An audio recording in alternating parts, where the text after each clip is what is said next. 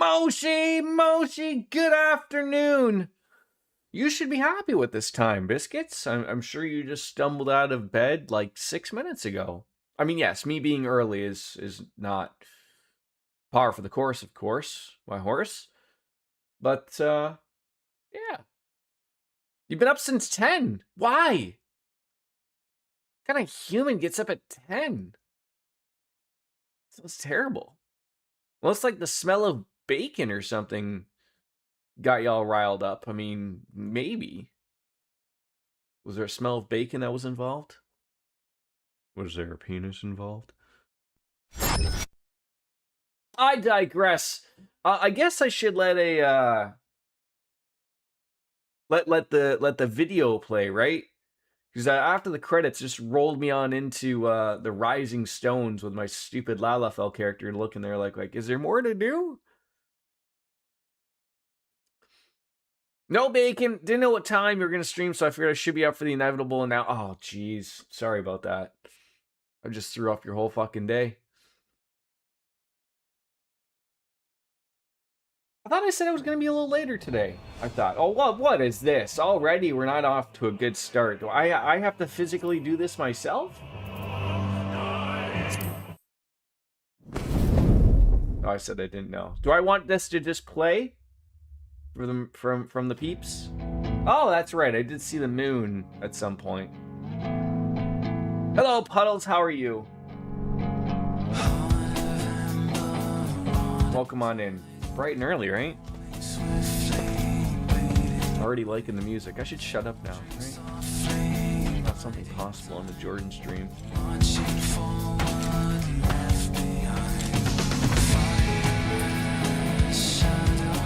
Just out of curiosity, does the game explain why we're just on the moon out of nowhere? Like, is it like a Final Fantasy VIII thing where, like, the monsters are coming from the moon? Play Final Fantasy to find out!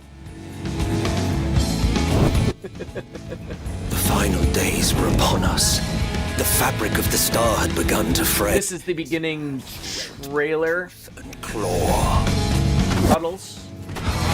To the new expansion Endwalker that we're starting today.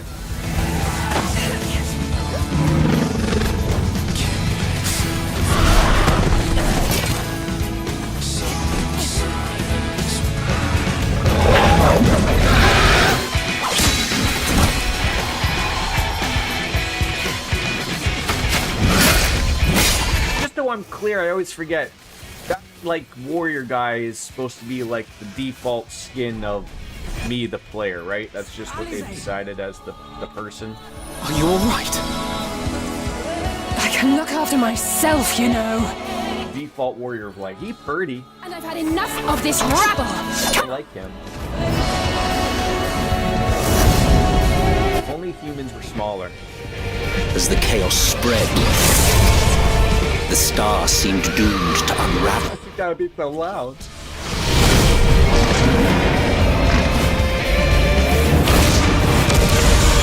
There were those who stood in defiance of that fate. Alright, so monsters are coming from the sky. Our boy! Has come, creature. Did he get a haircut or did he just decide to put it into a ponytail?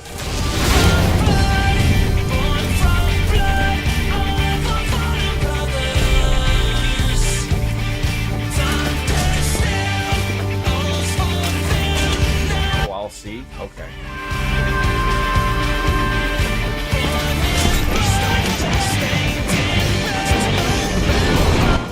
I believe that was probably Xenos, I believe, sitting at his throne, watching the world burn. The stage is set. And that's Van Daniel. Heroes deign to play their part.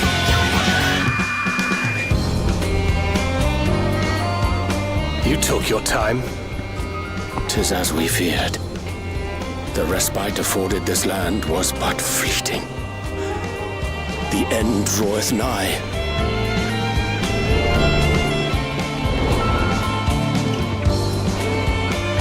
The whole world's on fire. They're all playing NBA Jam.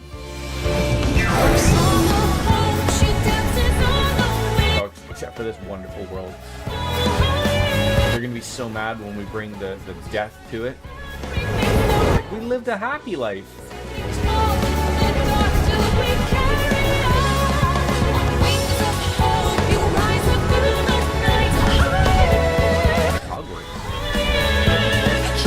I knew it. Raha, Tia. Star still has secrets to tell. Take care, my friend. Oh, that's so. At the end of the game, we were met with while the world is lost to ruin. Alpha Nodes and Alice's dad, and he was not happy with us. We must. Ooh, that looks like that's Do him. as you must then, but we scions will fight until the heavens. So I assume we're going to their home.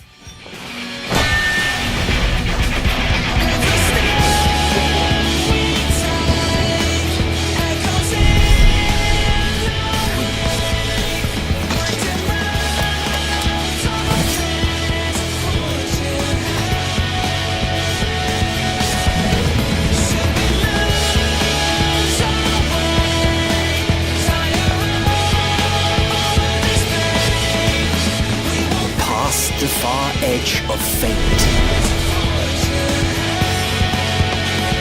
I assume it's like Final Fantasy VIII. I'm getting that vibe. I guess just the assumption is probably a lot of people didn't play Final Fantasy VIII. It's dark and But I think monsters are coming from the moon. And that's why we gotta go and fuck up the moon or something. tolling the coming of the end. Look at that. Why isn't NASA getting on that type of stuff? This guy just a little bit of a twirl and ended up on the moon. We're fucking sending up shuttles and shit.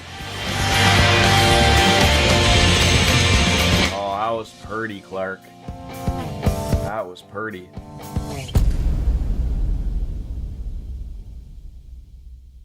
Okay.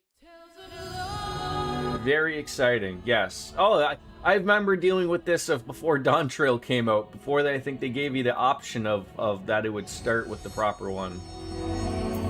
Alright, anywho, get on in it. The end draweth nigh. I think you're right, Puddles. I think you're right. Look at that little lovable guy. I should just, out of nowhere, out of spite, just go back to Catboy. Eventually. The world will be correct. You miss this menu, to be honest? I mean, don't you have the option to change the menu as you want to, though? Isn't that like the thing they added in, is you can just throw on whatever you want? Or you just don't. Fair enough. Boy, 990 days we've been subscribed to. Wow. It's unfortunate that they really have not stuck with like that. Like, I remember when I first started playing this and that veteran rank thing, you know, you'd get something in the mail every 60 some odd days or something, you know, a nice little outfit or a little minion or a pet, and, you know, after like what, maybe 2 years, maybe 3, you know, maybe 2.5 years, they just sort of stop. I don't know if there's more veteran rank awards that they hand out, but it's unfortunate of stuff like that they don't really hand out stuff to people who are longer termed out. But, you know, I digress. Cartesian Cat, the things don't work over there. But hi, I have a coffee at the moment without Wayne Gretzky's semen at the moment, but I will drink a beer, Cat. I will drink a beer. Hi, how you doing? And actually, right now, I have been, while we New Game Plus, based on where we're at in New Game Plus, but typically, it would just be on the Dawn Trails menu. Okay.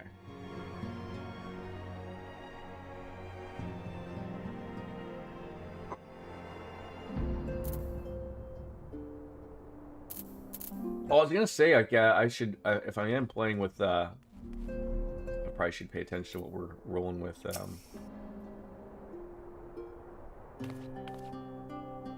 class-wise, but I think we're up to date. I trust you'll enjoy the comfortable flight about the pride of the Ashgardian fleet. Lest you worry, the Bonanza has been towed to a nearby location to be retrieved at your convenience.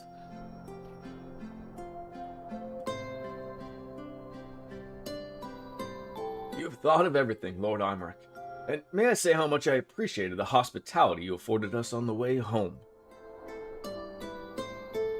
Nothing of it. Our destination lay in the same direction, and it afforded me the perfect opportunity to learn how my errant friend has been since we last took his leave. Thank you, Cat. It would seem that you have finally found a place to settle down. Oh, I really grew weary of the wandering the Far East. Returning to more serious matters, while the Telophori have been driven from Cartano, it's like the bulk of their forces yet remain. On the evidence of the Grand Company of Eorzea's first joint military operation, I am confident that we will have the potential to meet such threats head-on, even without the aid of you and yours.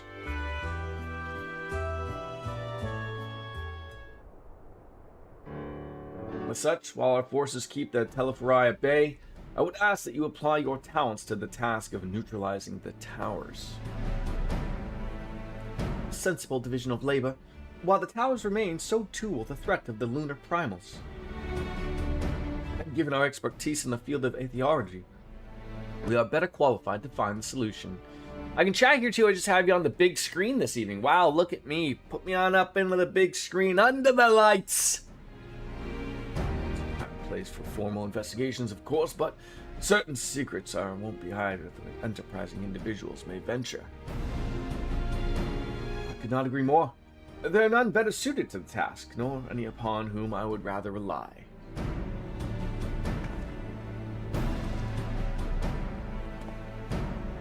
On behalf of the Alliance, I thank you.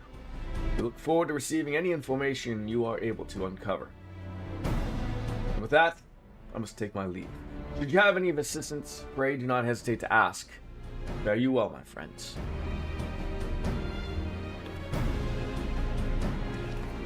I'd bend down, but I have no knees.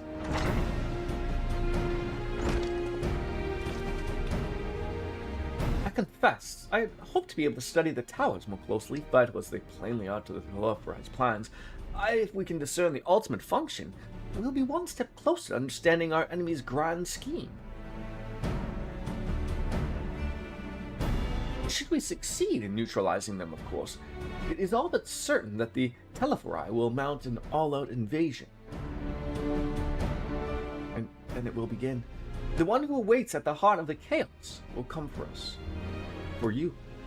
Yet in the end, our true nemesis may be the calamity to end all calamities, the final days themselves. Yes, all right, Alpha Node. We need a plan, not posts. As Langford so eloquently pointed out, we are in a position to seek information from all manner of places, not least Charlie-Ann. The calamity. According to Cryo, the four may have been more secretive than ever of late. While this may have been related to the appearance of the Telophori, that remains a matter of speculation. Are you making fun of Canadians talking? One thing's clear, the Form's determined to keep us from discovering the truth. Master Fortuno's performance at the Lotus Stand was enough to convince me of that. Yeah, Daddy. Now the matter beareth further investigation, I do heartily concur. Nor can I think of a more promising place to look for the answers we seek on the matter of the towers. Charlie and hath ever been wellspring of atheological knowledge. I assume that was the nice, pretty place that we were shown with the fountains and the beautiful water and the woman dumping a giant bucket there.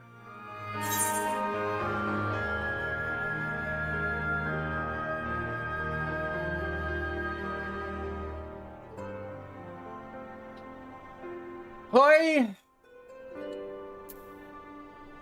An island of bookworms and bureaucrats. Have we no other choice? To be frank, I myself would sooner plump for a tropical paradise, but Cryle does need our help, and who knows where the trial may lead us. Jordan can't even read when you make up a fun word. Did you make up a word? Calamity? Calamity. Is that a Snoopy mug? It is! We got this at Canada's Wonderland.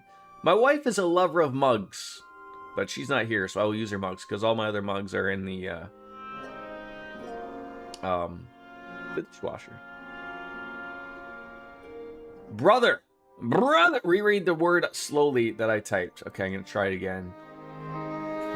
Oh. Calamity.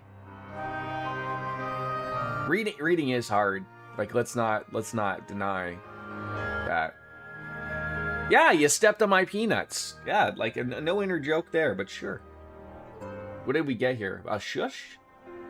You get to go around shushing people? It is if your name is Jordan. Yes. We have learned the emote.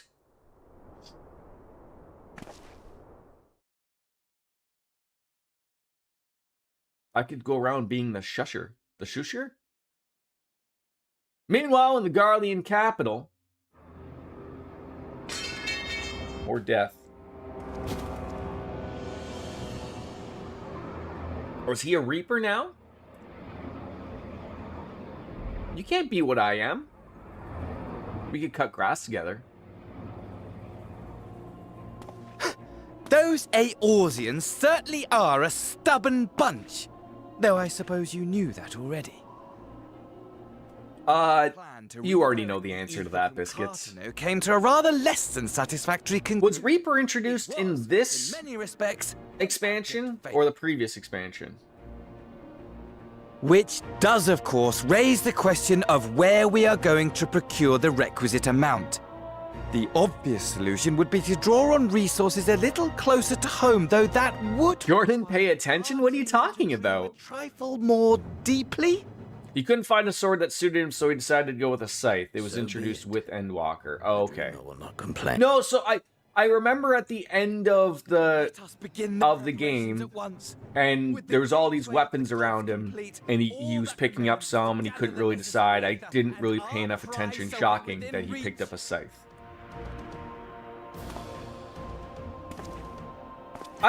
I'm honestly sitting there trying to think if they actually showed what he picked up. It may have shown like the hilt of it or something to leave you guessing as to what maybe they were introducing. Come to fulfill your an Endwalker, like a teaser. My desire to get all the people, you know, to relieve excited. Those wretched creatures. They showed the entire site. Well, fuck me in the ass and call me Nancy.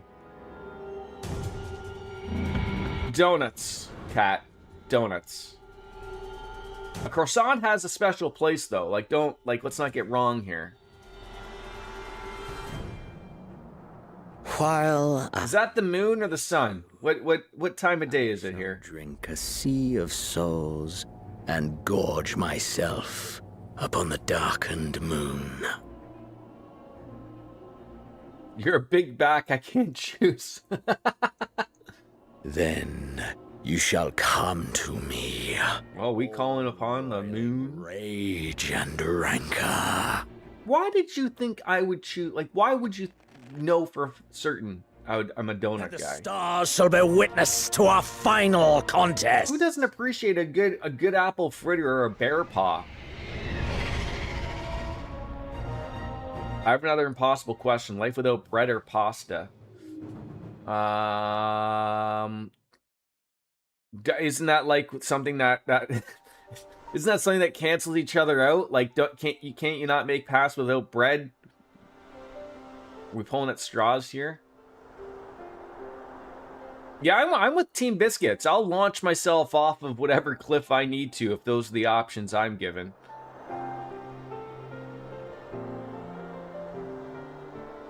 If I didn't have pasta, what would I have done the past 2 weeks for feeding myself?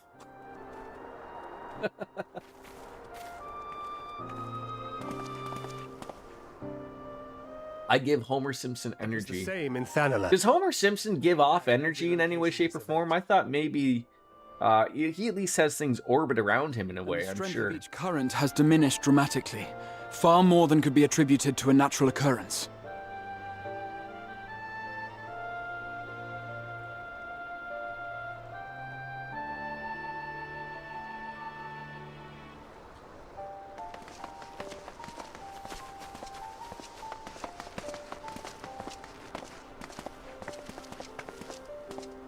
In typical MMO expansion, I look forward to replacing that great hard-earned gear that Wolfslayer made for me in my first 6 quests. And noticed that the closer we were to the tower, the lower the etheric density became. In short, The towers are drawing hot upon again. the land's ether, Give me a second. which would explain how they were able to carry out the summonings.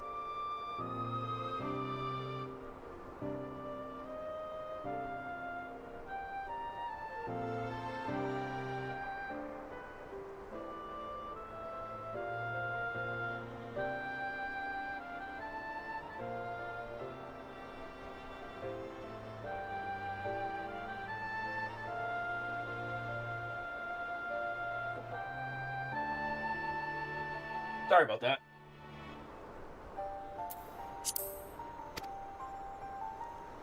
It's getting too hot again.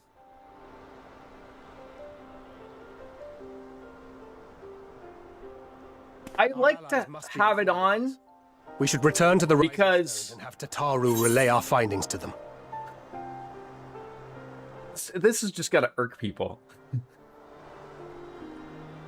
I put it on because I found myself getting into a rant or a conversation, getting into a conversation or something, and then I wasn't realizing that we weren't advancing anywhere. So not that this isn't important, but if I didn't have the auto advance on, I'd forget to hit the click button, and we would never advance anywhere. So this is for our own insane. What's the word I'm trying to think of? It's for our benefit. I put it on and then listen to precisely get. You can.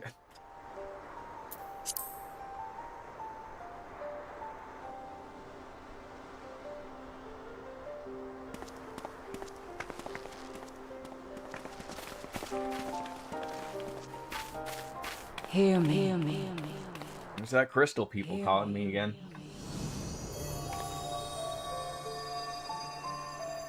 Darkness comes,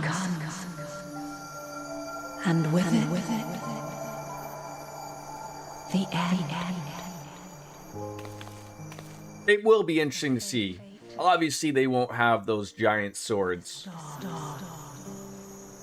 Is in your hands. Isn't that just Heidelin?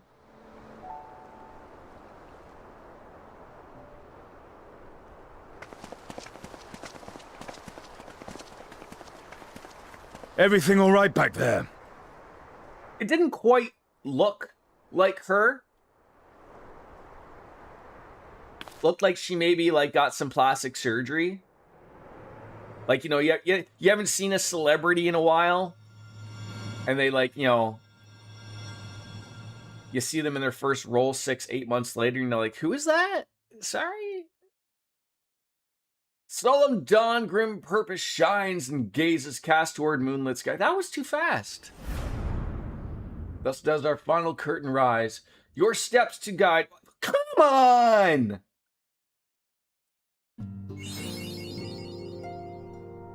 I thought I saw glimpses of her here and there. Yeah, I guess you'd be right. I guess we've technically not seen her. We've only ever seen, like, you know, yeah, like outlines or sort of that. And Minfilia acting as a voice for her. Yes. But I was going to say, like, it doesn't look like quite like Minfilia. Like, Minfilia is, you know.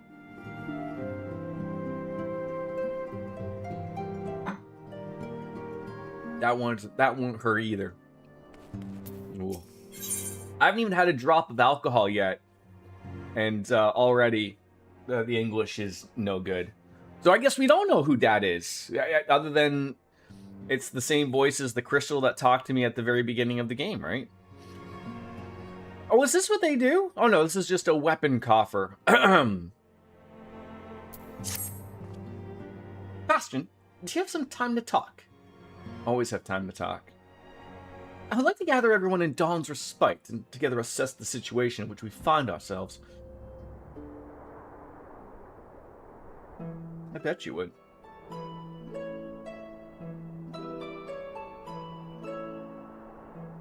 Let us take stock of the facts, shall we? the crisis at hand began sudden appearance of ominous towers in a multitude of locations throughout the world. We have since learned that these structures were brought into being by an organization known as the Telephoroi. I hate that that's a word. The stated purpose is to recreate the final days of eons past, an apocalyptic event that would result in the destruction that we all hold dear. Already have these towers have been the cause of untold suffering. Succotash. Countless innocents kidnapped and imprisoned, their faith perverted for primal summonings. And unless we find a way to deal with the corruptive aura surrounding the spires, we can't even get close enough to rescue anyone. They're mostly all dead by now, I'll say, so. Those shielded with the blessing of light seem to be able to resist being tempered, at least.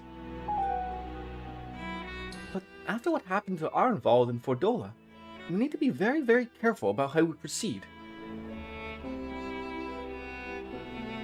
Yet while those threats close to home are paramount concern, we mustn't lose sight of the situation in Garlemald.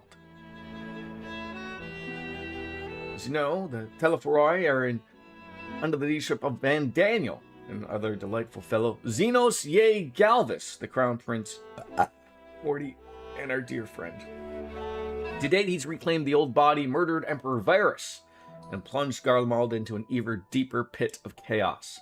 The capital has probably seen the worst of it. For a good while there, it saw the bloodiest fighting in the War of Succession, but that has since changed, and in troubling ways.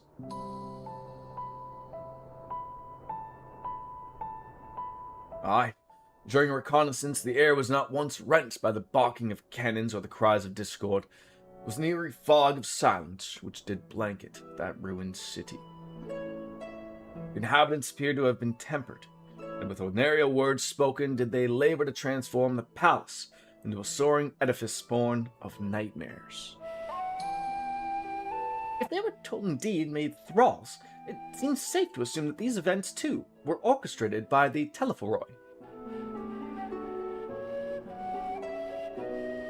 An army of primals is awful enough, but in light of recent developments, I fear it is only the prelude to an even greater catastrophe. We need to devise a means to counter this threat, and quickly, before our allies are overwhelmed.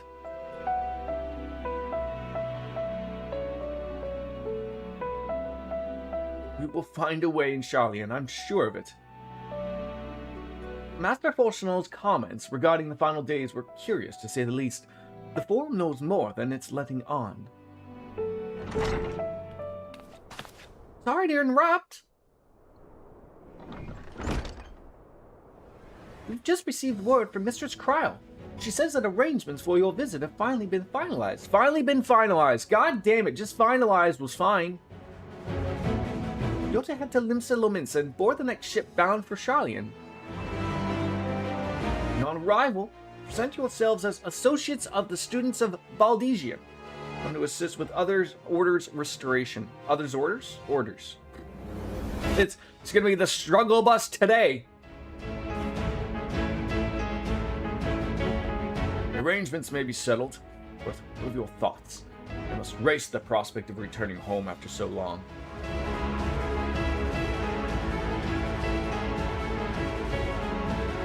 I am eager to see it, of course. Of course, we should set off at once.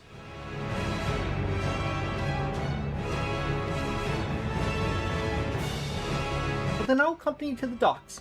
I need at least one person there to wave and cry and wish you a safe journey.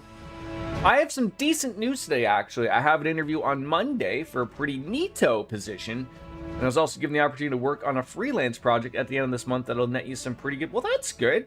You know? Very good. I'm happy to hear that, Biscuits.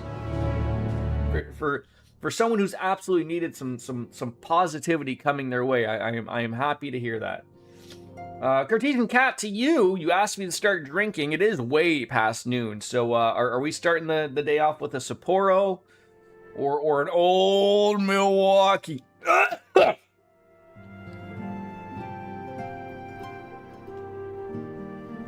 promise I'm well. I think I know the answer, but you ever see those reels on like Instagram of like, you know, like someone's dad waking up in the morning when like it's like, you know, just some young kid and they hear their dad, you know, going to the bathroom in the morning and then just hear all these terrible noises that are coming from the bathroom. That's sort of like that. I don't do that. No. Nor did my dad when he was waking up in the morning. I was never given like you know, a 15 to 20 minute moment of like everyone gets their own alarm clock from their dad of going to the bathroom in the morning before work, just letting all out loose from their body.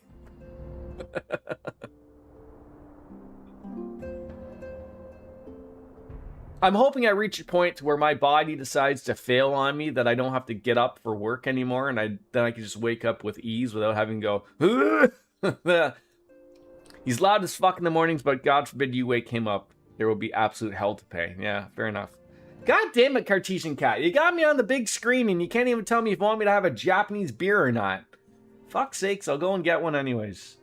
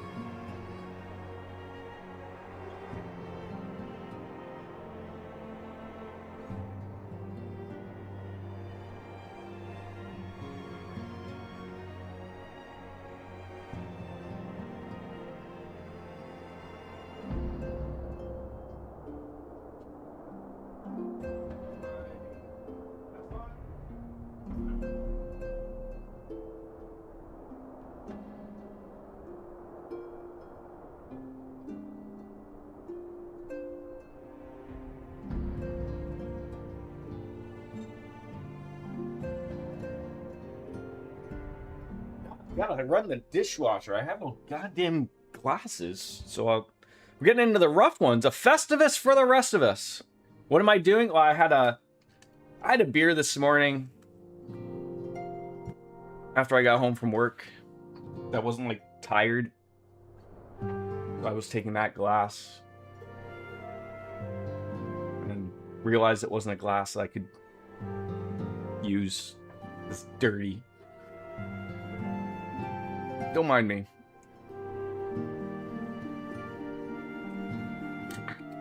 The whole world just doesn't make sense right now. I made the mistake of like working last night. I mean, not that I don't normally work, but I mean like we have to do like 2 hours of like checking extinguishers on a night shift. And so I don't like doing it like super early in the shift, on top of like having other stuff, but I like to like, you know, get the one stuff I got to do and then sort of chill out and relax. And I like to go out at like, you know, midnight or like 1 in the morning and then get my shit done. A, because everything is sort of chilled out. There isn't, you know, a lot of people around type of thing, but sort of like after I got exhausted after that and then chilling out for like an hour or so, then I like hit my second wind at like 4:30 in the morning. And I was like, oh, well, I'm not tired, so got home and had a beer, watched half an episode of The Sopranos, and then I crashed. So thank you. I have to try. Apparently, I mean this might blow up in my face, but I'm trying to think. There's like a saying I can do, and I wanted to see if it worked. And it's like the whole like Hey Google thing. Sorry, I apologize if the Hey Google thing worked. God damn it. But like you can get Twitch to clip something automatically just by saying like, I think it like, is it like, hey Twitch, you know, clip this or something? Imagine it's just clipping all these things automatically. I shouldn't probably care about this at this moment in time, but Let's go on over to Limsa Lominsa. Oh, that's not, we don't want to go. Is that where I am? Kugani? It's not good. But not using anything like really overly associated with Twitch here, I have no information here that would say like, oh, like, yes, that worked. So like, I don't know. A lot of people here. You know what, quite frankly, I'm a little disappointed that there's not a lot of naked dancing people. I thought Limsa Lominsa had standards. What is this thing? Is this a god or something? We're supposed to be here just and watch this, or?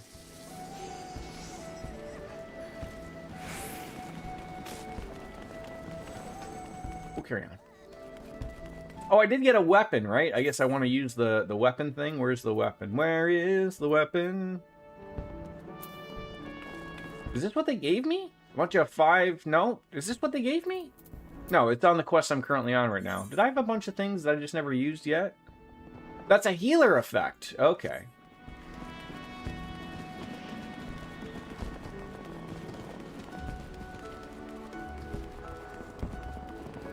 I gotta see what that is, just so...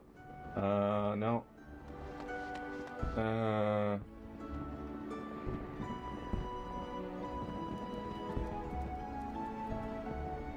What is it? Twitch does not have a native chat command, but instead streamers use built-in moderator shortcuts like voice commands. Twitch, clip that.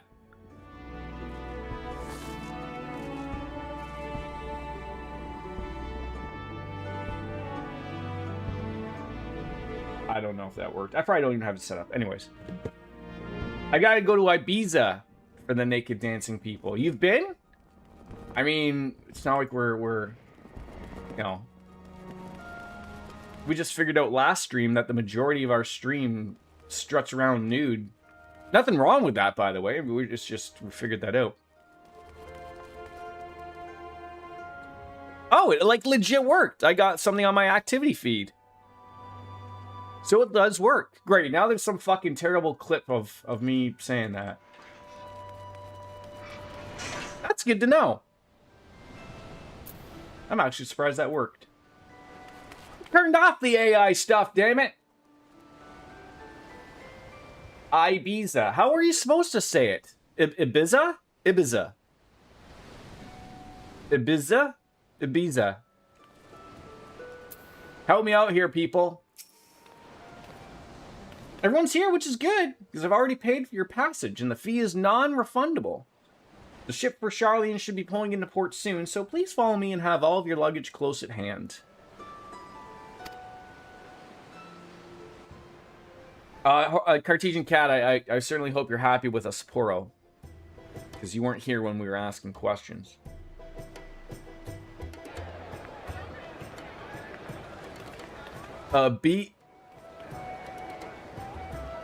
Ibiza? What? There's no Z at all?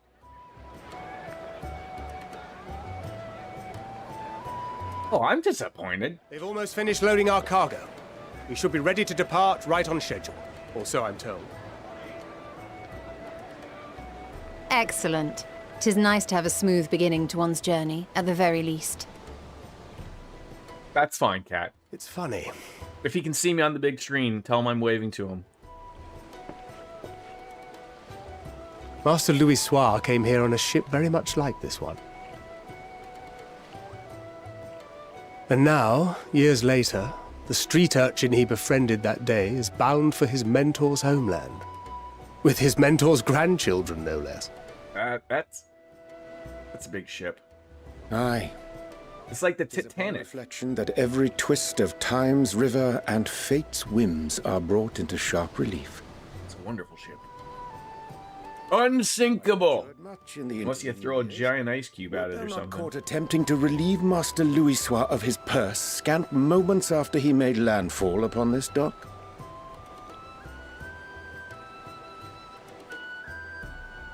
Oh, really? Now that's a tale I'd like to hear.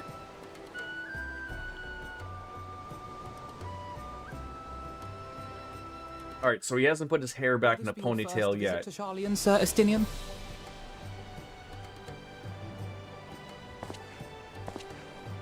Sir Estinian? He does not want to go. Are we strangers newly met? Why this stiff formality? Red-eye flights are rough. How far away is the Middle East for you, flight-wise? Since we are now 4 or 5 hours? 7, 8? I'd rather you dispense. 1, 2, 3, 4, 5, 6, 7, 8, 9, 10, 11, 12. Or I'll be forced to respond in kind. You know, the Little Lord Alphina. 6, 7. You've made your point, Estinian. Painfully well. Better. Stinian's like, homie, we're basically brothers at this point. Get your shit together. 7-hour flight. Okay, yeah, that's a little long in the tooth there. Are you alright, Tataru? You I seem... mean, it's not fucking flying to Japan or Australia or something. Distraught? Me? Don't be silly. I Same think it's distance to lucky New that they York. got to see their Huh. homeland. It's like a 45-minute flight for me to go to New York City. We're trying to thwart the schemes of an army hellbent on destroying the world. And once again, I have to stay behind and worry that this is the last time I'll get to see my friends. Aw, Tataru. I'll bring him back safe and sound, I promise. I hate making promises you can't keep, but I am the Warrior of Light, so... Gotta promise my fellow no-knee people. Ah, good. Ah, Hori Boulder. That's a great pornographic name. Hori! Coltine! And Coltonet has no fashion sense. All the colors of the rainbow in that fucking clown outfit. We're to assist the Maelstrom and the Kobolds with a lunar primal operation. Auto mods every time I use the number 12. Oh yeah, you probably gotta be careful with that, because it thinks that you're 12 years old. Flamine and the others wish you all a safe journey, and promise that they'll look after things here until you return. We will too, of course. Aye. Your fellow Scions of the Seventh Dawn will do our part to ensure the end of the world won't happen on our watch. You're fucking making me do fucking simple math here? God damn it. We're set to sail! All aboard for Charlian! Now I gotta use Bedmus.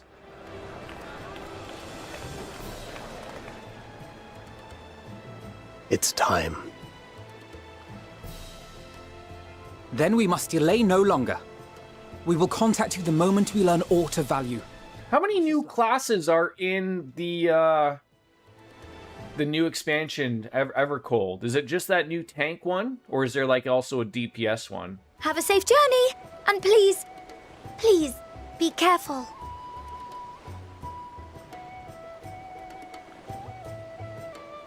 A tank and a DPS. Are they running... as much of a big fan I am of Final Fantasy, are they running low on classes now? Like, have they exhausted all of the named classes basically from the games? Like, they gotta be getting close. Of ones that can work, type of thing. Venture forth. I'm sure there's classes there that... Because Beastmaster is like on the horizon. Is like Blue Mage, right? It's a class, but it's not really a class. And in flux. In uncertain times, naught but the simplest words of wisdom will suffice. They've made new classes. Okay. What one's a new class? That which lives is I destined. mean, I guess Gunbreaker. I don't remember Gunbreaker. Well, no, that would be Final Fantasy VIII. Every beginning has an end.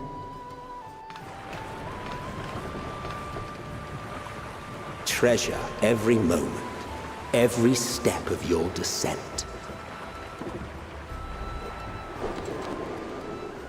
Astrologian and Sage are purely fun. Really? They're never in any other game? Of all of the ones that I would have assumed, it would have been those I would have picked. And there, in the depths where souls and... No, not only are we going to deal with the moon, we gotta deal with shit underground in the water.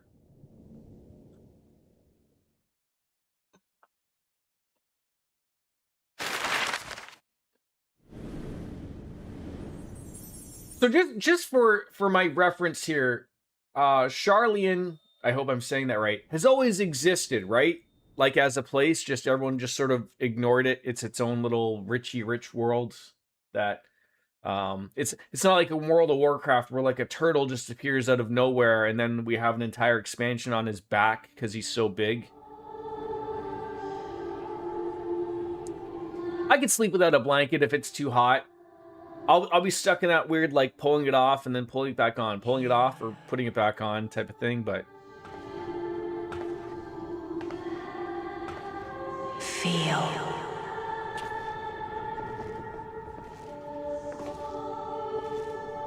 Think. I don't have sheets. I sort of stopped with that garbage for a while. Like, I'm always sick and tired of making a bed with a sheet because the sheet always gets all fucked up, and I'm sick and tired of fixing it. My fellow earlier riser. We have a big giant ship like this, and we can't even have fucking proper seating. Envious of those still sleeping soundly, no doubt. So all I have like on my bed is like the fitted sheet, and then just like the comforter, and then like come the winter like we might have like another like throw blanket or something, but generally it's not uncomfortable. I've heard nothing myself. Old Charlian is the homeland for people from Charlian. I dare say the sea air will do. Idleshire is set as an old abandoned Charlian research site. Okay. Any moment. Okay, why are we sitting like just like this when we could be sitting at a table having a beverage or 8? What are we doing?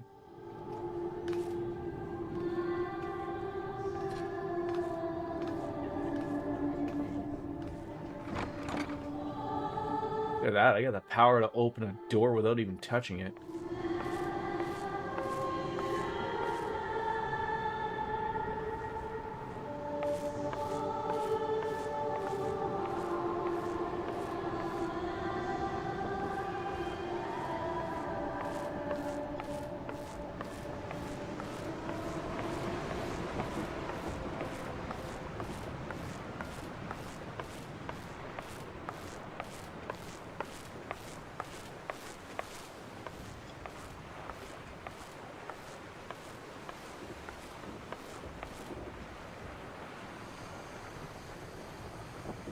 My voice yet reaches you. I am glad. Hear, feel, think. And thus do we meet face to face at last. Okay, we got a name. Heidelin, finally. By the crystal.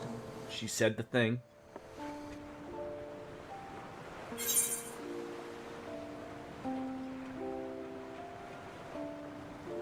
Crystal Mommy. Why now, Heidelin?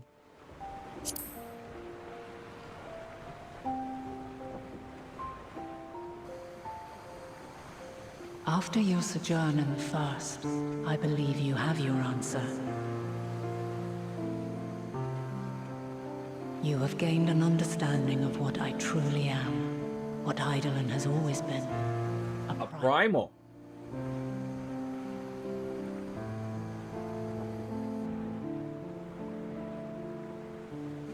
All this time? Created to forestall the apocalypse which threatened the ancient world. And I was brought forth to bind him. Yet 7 times now, those who would orchestrate a return to that bygone era have rejoined a shard to the god I had sundered. The greater his strength grows, the swifter does mine own diminish. The power to draw your mind into the rift betwixt is no longer mine to wield. Yet though it taxes me sorely, I dare not leave these words unsaid.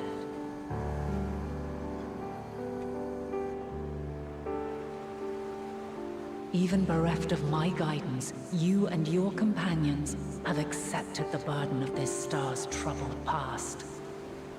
A conjunction has begun to form, an intertwining of your time and mine.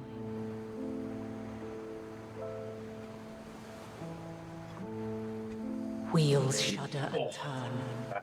Conflict looms, monumental, which will decide the fate of this world and all life upon it.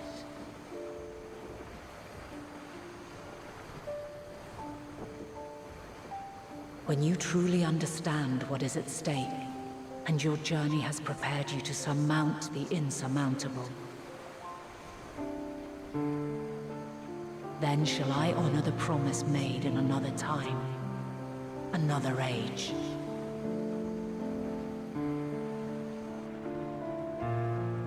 Cast your peepers to the fore, folks. Cast my peepers. Just over yonder. I'm assuming no one else can see her. Your traveler's heart must yearn to behold this unfamiliar land. My eyes only. And soon.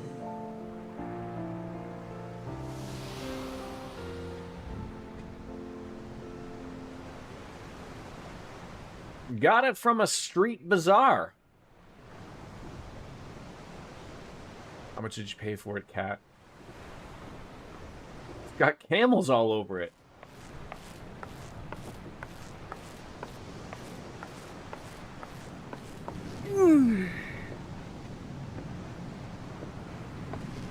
Oh, what a fine morning. Oh, still a bit stiff. Why wouldn't we have taken an airship over here? And a good morning to you too. Taken a look at the island already? Nope, we haven't had the pleasure. Then let's go. Let's go. Might still be room in the prow if we're lucky. The entire time you've received the blessing of light and powers beyond a regular person from a primal that originates from a god created to sunder basically her evil counterpart god Zodiac. Bargain on down from 80 to 50. Okay. I was gonna say, cashmere, it's that can be expensive. It's so soft. There she is. Good old Charlian. Oh, I see it. So when was the last time Alpha Node and Alice were here? Like, it seems like, you know, what our first interaction in Realm Reborn, Home. you know, depending on which area you start in. Maybe not in Father's eyes. But we'll manage on our own. If we must. You do know you're not alone in this, don't you? Indeed. 'Tis as Sir Estinian saith. Forget not the comrades who boarded this ship at your side, I prithee.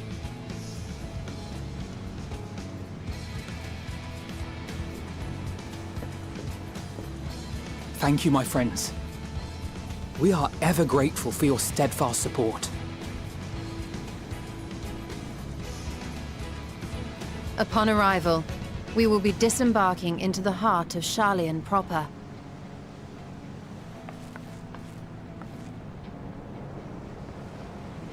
There is no greater concentration of wisdom in all the world. I am confident that somewhere within that center of knowledge and learning, It's been a while. we will find Time passing, game and left, pretty ambiguous, but if I had to guess, it's probably been at least a year or two at least. Oh, so not really that. I guess that's the thing that you get caught up in is like, you're assuming like all the expansions is like a year apart, but in reality they're not, right? Like you said, it's probably only been throughout all this period of time, like 2 years. You know, it's hard to say type of thing, right?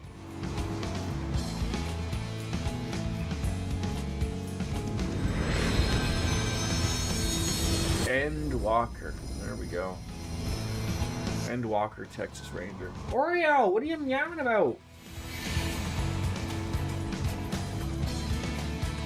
What? Meow. Charlian, the solitary island nation of the northern seas. where under the watchful gaze of Thaliak, patron deity of scholars, academics hoard all manner of knowledge and secrets.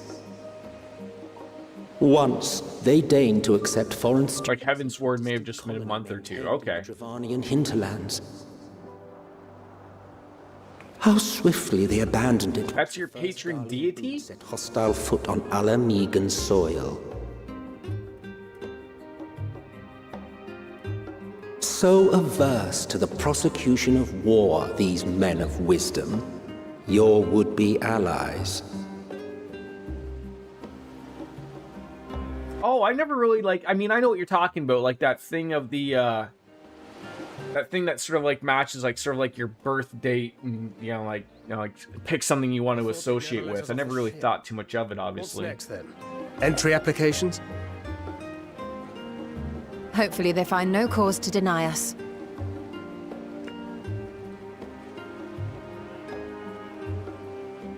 Hasn't Charlie and Orbit severed relations with foreign Silk rugs for the same shop in Bahrain? direct ties, myself included, may be refused outright. 'Tis true that, as a nation, Sharlayan only forms trade agreements with a select few neutral countries.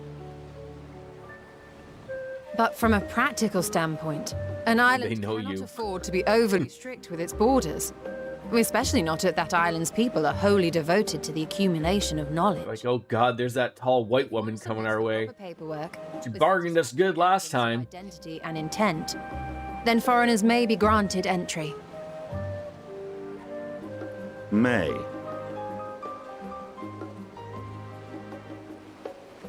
Quite. So let us be absolute. Would you not be able to go with The immigration officer will ask for your affiliation. what's like the UAE? The United Arab Emiratis? Is that how you say I that? strongly suggest we avoid any mention of the Scions.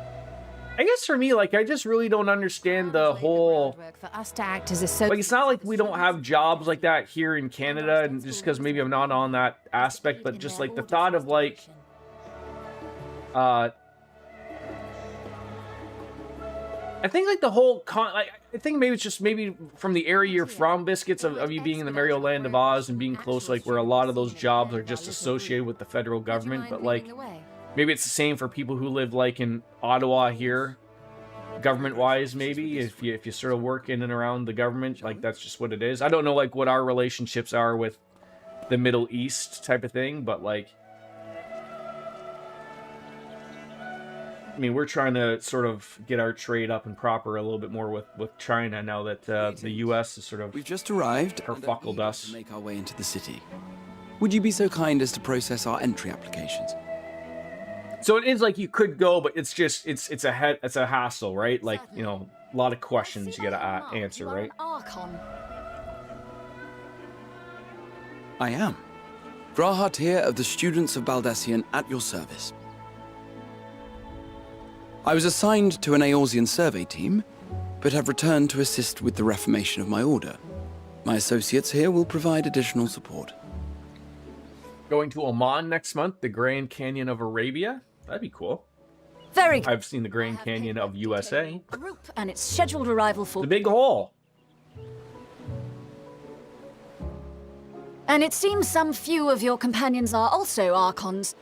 If you'll step forward, we can process those applications first. Wolf had to do insane paperwork just to go to Cancun a couple of years ago. I believe the Middle East and China are both completely restricted to him now. Ishtola rule. And see, like, that's a little surprising, like, because Mexico, like, I mean, they're part of our big giant, you know, again, what use is that piece of paper we have? But I mean, like, you know, what they're one of your major trading partners with, along with Canada, right? So you sort of would assume of like you wouldn't be doing trade with them, like you guys. Like it's funny to see like Trump get all mad after, you know, he basically shit on all the deals we had written with you guys, and then we're like, okay, well we're gonna go to China to make some deals, you know, and he's like, well, how could you do deals with them? Like, I mean, we're getting their cars next year. In a big giant deal, where like, you know, you guys don't allow any of those things type of thing. But in a world of where we're in now, like I get it, you know, China's another big superpower, and I could understand from a security perspective, but I always have a good chuckle. Like, we're in a world now where you are being watched generally by security cameras, whether you know it or not. Having said that, probably a bajillion times a day. The streets are abuzz with talk of how House Leveilleur's lord... So, just because it might be another government, it's all very, like, you know, it's all a worry. Like, the same could apply for a Chinese person going over to the US, right? The thought that they aren't doing the same thing, or any country for that matter, isn't doing the same thing is weird. Like, I know everyone is losing their mind about these flock cameras. We don't have them, at least not yet, in Canada. I'm sure they're probably trying. And, you know, you slowly just turn yourself into a security state and everyone doesn't like them. But it's funny of like, so you don't like them because it's a separate camera or what they do or what they feed into. These last two are not natives, or maybe what they lead to. I have no idea, but other countries are doing it all the time. Made in advance.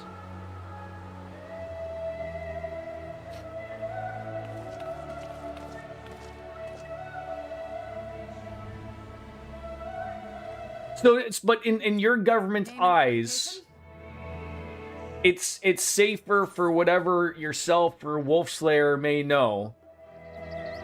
Like, I'm not trying to poo-poo like what your positions or lack of or how hierarchy they are. I don't know. I don't care. But I'm sitting there trying to think, you're nobodies like you and I, right? Like, you just happen to have an employer that has to get a clearance. Like, I'm sitting there trying to think of like, what on earth was it that you would know that like that Mexico's like, we gotta get that guy or gal or whatever, right? I'm just like, I know you're bargaining chips in some way, shape, or form, but quite frankly, everyone is. Like, it's like, you know, if shit's going down, they'll just take some random two citizens and go like, yeah, we're gonna hold them until we get what we want, type of thing. I find that type of stuff comical though, Biscuits. Of like I mean, I know I joke, like, you know, he's working with the aliens and shit. I don't know. Maybe it's true. I don't know. You know, I'm just trying to be funny. But like, stuff like that is super weird of like, I can't even tell you what I'm working on. Like, I get privacy and all that stuff of like, you know, it could be something even as simple as like, if you were working in a hospital when you were a doctor, I don't think it's fair to share, you know, conversations about like, you know, when you're having dinner at the end of the day. Oh, you know, you don't wouldn't believe how many penises I saw this guy had today. He had 6. Like, you know, being general about some things I think would be fine, but I just find that super odd. But it's not my world, right? I just find that a little bit of a comedic to me, if you will. I just can't find that line of where like, from the government employee to a contractor. That's where I think it is. If you worked proper, like under the federal government, I could understand. But the weird line that Americans and all these security clearances that some contractors have to get, it's well beyond my scope of understanding.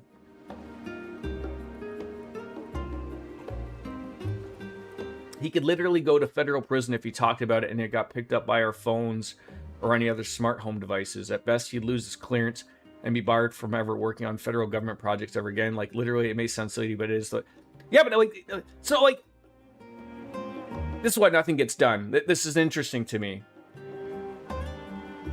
So wouldn't the easiest solution be is, okay, like, you don't have any smart devices at home. I know how asinine that may sound, but if like, this is what you work for?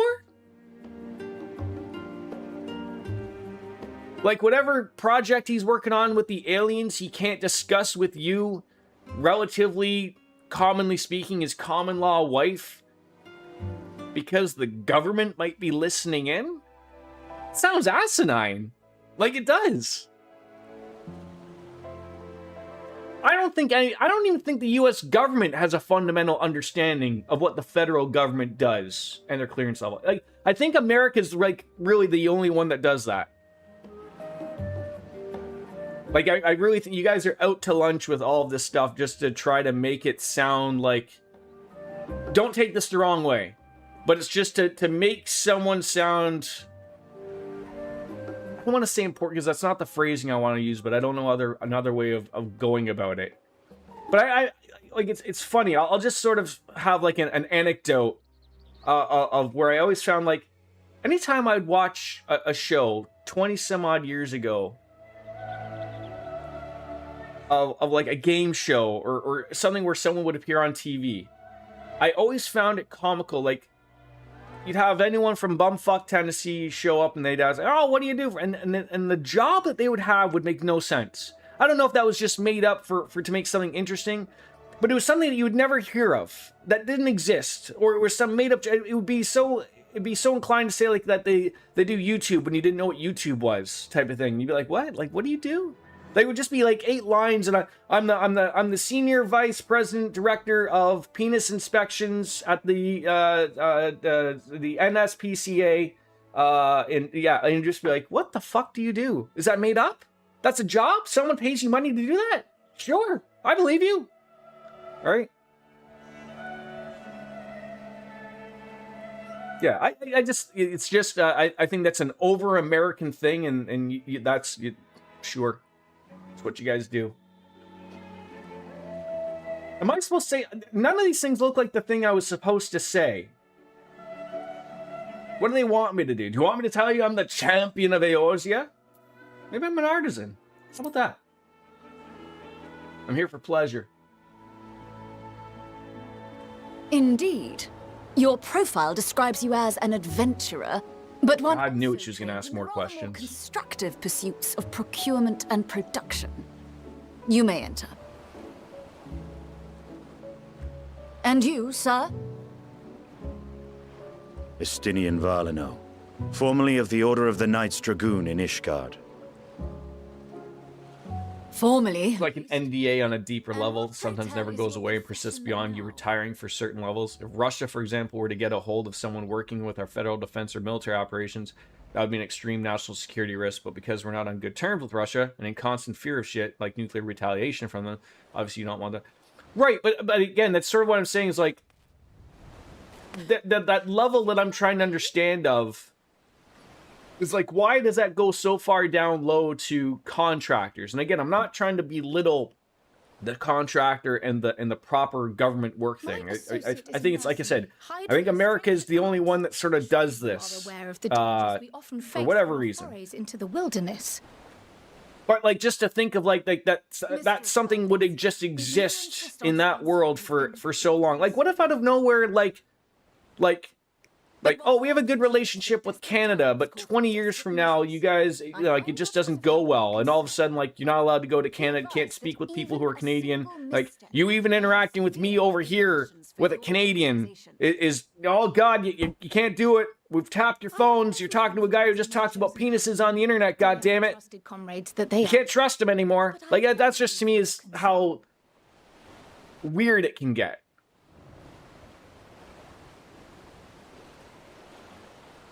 But that's how you guys hide stuff, though. Like, I'm not denying that you guys have contractors in companies that... Because, you know, if you want to believe it in an aspect of... Likewise. The government has to show receipts, right? Of what the fuck they're doing. If you want to believe that. But let's just say you can believe that to be proper. Right? People want to know where money's being spent and you know, and the allocation of things and essentially where the tax dollars are going. So it's much easier for someone like, you know, I always remember in watching Independence Day and, you know, the joke of the one guy's dad saying, do you really think that they spent, you know, $10,000 on a toilet? Like, eventually someone asks questions, right? Like, a toilet's $300. It shouldn't be $10,000, but no one asks questions. So it's probably easier for them to just say, oh, we contract this company out and just put a fucking blanket line security purposes, and we give them $7 billion a year. And we're not allowed to talk about it because it's security, right? And that's okay. Yeah, like, I understand that the secrets, like, just like any business... Which is what the government is. It's just another business. Like I said, they have to show where their money is going so that it makes sense. So, you know, They're not allowed to hire a bunch of Secret Service people that all just work for Secret Service. Sometimes like, oh, well, we don't want to have to pay out a pension. We don't want to pay out benefits. It's easier for us to shell out X amount of dollars that they can help us out for an amount of time, and then it just works out, and then you can get rid of them. That, you know, businesses do that all the time. It's far easier to hire a contractor that you can get rid of than have to go through all the rigmarole of hiring an employee, per se. But, you know, they just, again, when you're dealing with the government, I understand there's all these layers like a fucking onion. And I'm sure if I dug deeper into the world of maybe in Canada, and I'm sure China, I'm sure Russia, I'm sure they all do it. But it's just such a weird thing with the security clearances and stuff like that. It's just, it's well beyond my scope. But I think nowadays people are asking questions, right? Like, could Wolf be able to you know, he gets kidnapped and you know, for the secrets he knows about the aliens, you know, does he know to keep his mouth shut? Has he been taught torturing techniques? Don't give me your number. Here's what you give if you're caught. I'm glad I spotted your ship coming into port. The officers are born bureaucrats and sticklers for detail. In any case, you may relax and take a moment to get to your land legs back. Alright, we're finally getting our weapon coffer. Okay. Show me what weapon you gave me. Go away. Is this it? No. Where did that fucking go? Did you not give me a thing? I gotta fucking fix my goddamn shit here.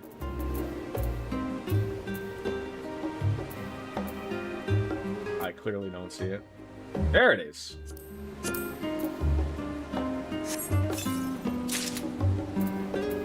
Hydrium sickle. What? For fuck's sake, I really truly hate. Oh, did you put that into my armor? Wait, that's what I had, or did it just automatically give it to me? I am so fucking confused.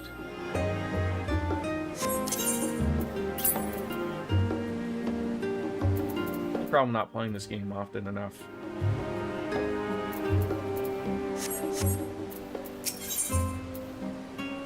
Yeah, you're giving me chest gear.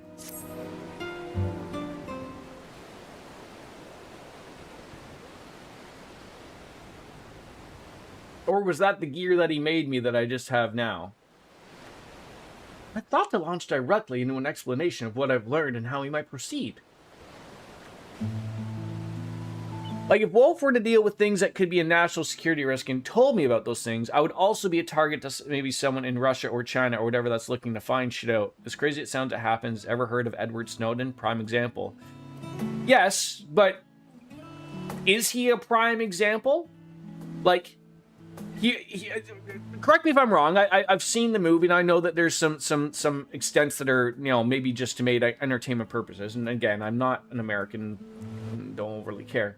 But he was a contractor that worked for the, was it the CSA or the NSA? I may get it wrong, but he was a contractor, right? Like, just like yourself. He works for them. He's given crazy jobs to do on behalf of the American government. NSA, thank you. And so he's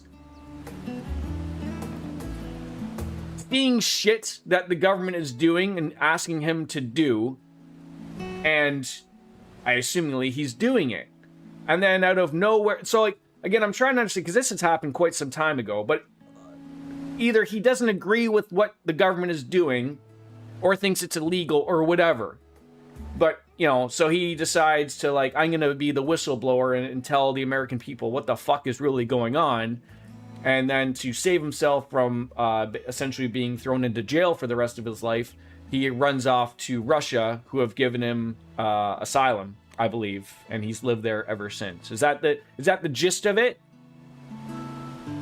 I mean, very early on, when this was going on, I believe the possibility, I guess, is the death penalty. But again, like, when I think of someone like that,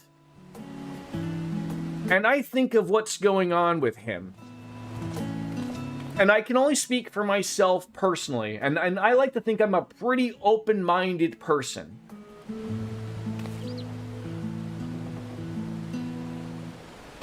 But if I knew I was going to work for the NSA,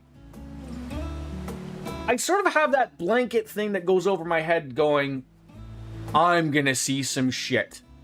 And if my job is to keep my mouth shut and just do what my boss tells me to do, then I'm gonna do it.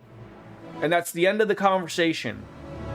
I clock in at 9, I do what the fucking is asked of me, and what I'm assuming is the national interest of my country, regardless of what my personal reason would be. And then at 5 o'clock, I clock out, and I forget about all the shitty things that my government may or may not have me doing. Maybe I'm wrong in that. Maybe I am wrong in that, but that's my thought process of like I have an important job that I'm a trusted individual. I've apparently been vetted. And then, like, see, that to me is the sort of the problem, right? Is like someone vetted Edward Snowden and obviously not well enough, right? Like whatever he saw or you know, as he's told people, blew his mind and he wasn't happy about it, right? So he went off and, like you said, he disclosed the secrets of the government to was it did he tell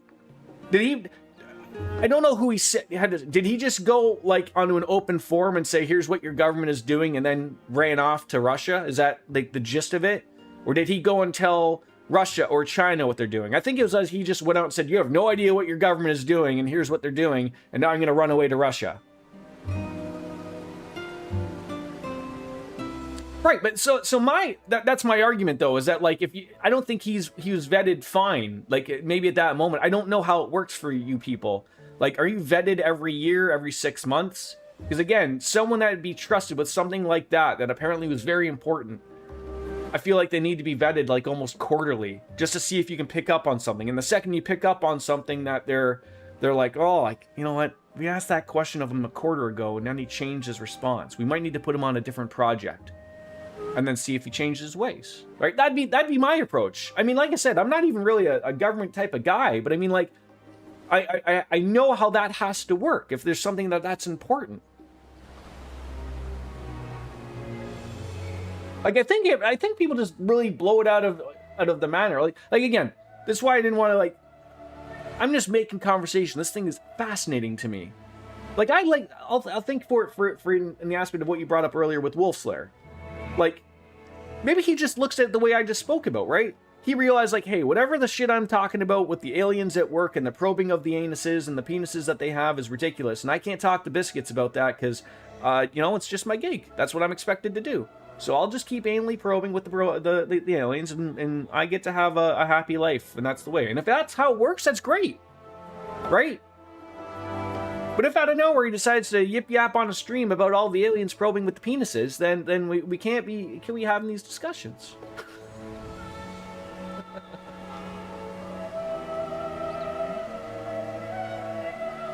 But I would just think that would just be a really a failure across a few things. And quite frankly, I think if that was to ever happen again, you know, I'm sure it could eventually happen again. Someone's gonna say like the wrong thing. I don't think you'd really hear much more about it. I think they'd be silenced, as terrible as that may sound. I think that'd be it. There's a reason serial killers exist. People say they seem perfectly normal to me. I mean, some people are just generally good at hiding their true intentions. Someone vetted him and he worked for 2 months. He went in with a purpose and hid it. Yeah, but again, that's what I'm saying. He tricked the right people, though. If he only worked there for 2 months, that's even more terrible, I think, in my opinion. I'd be more sad about not being able to travel the world than not talking about probing aliens. Why couldn't you do both, Kat?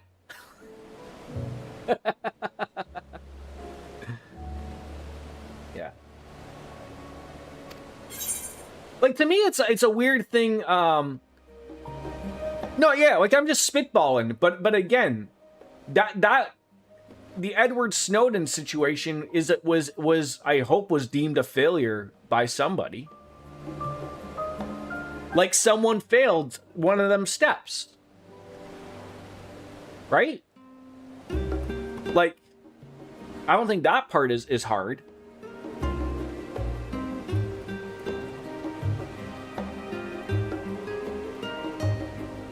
I'm sure many people lost their job over that. But I always sat and thought of, like,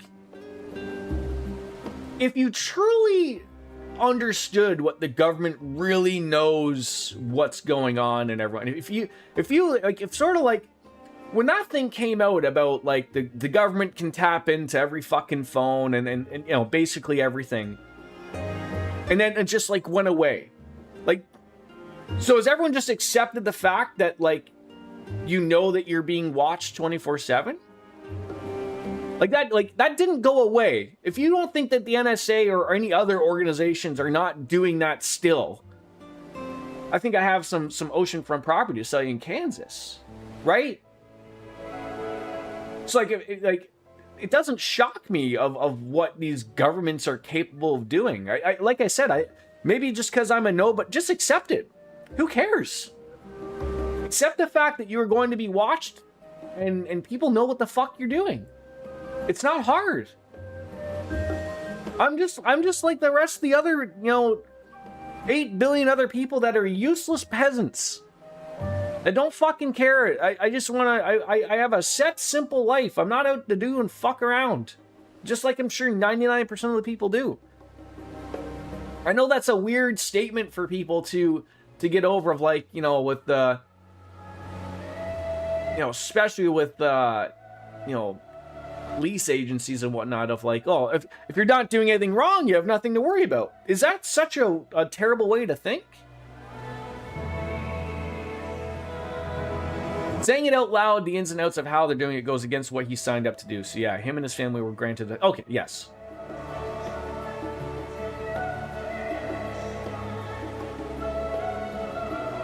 What is, oh my god, they brought back escorting.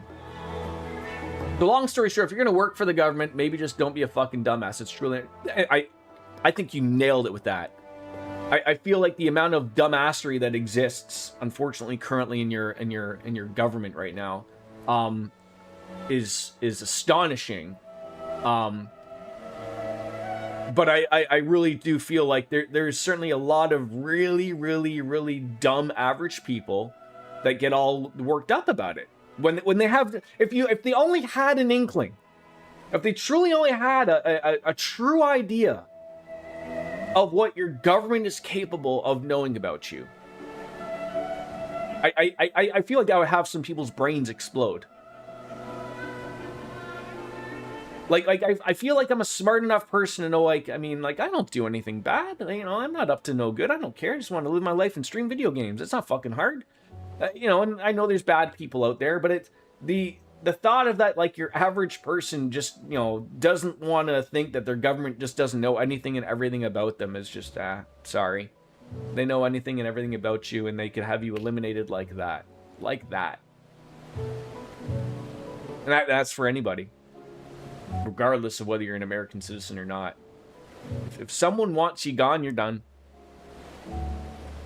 Good old rant hour. I think that was almost close. Yeah, about an hour. Puddles, yeah, sure. Like, you're an American, Puddles. Does that ever cross your mind? Like, at all?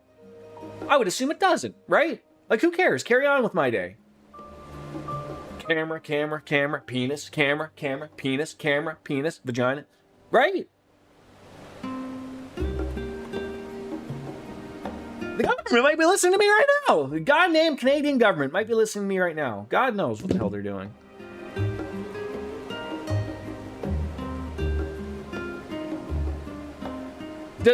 I guess without not being into government work to probe aliens' butts, you know, if that's what gets Wolf Slayer off to pay the bills, I guess so, right?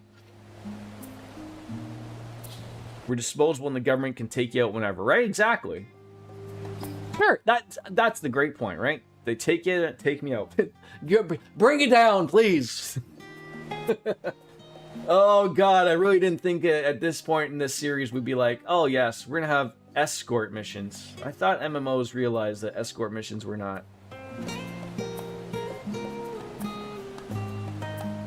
Oh sure, but I mean, again, I don't know what he does. I just jokingly say, like, okay, he probes aliens for a living or flies the spaceships or something. Does that exist in a non-governmental role? I don't know. I guess I doubt that.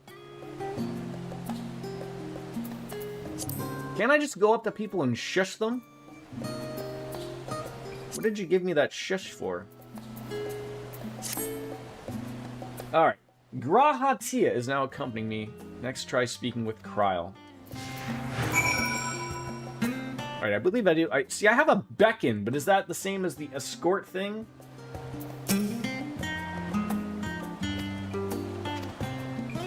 Alright.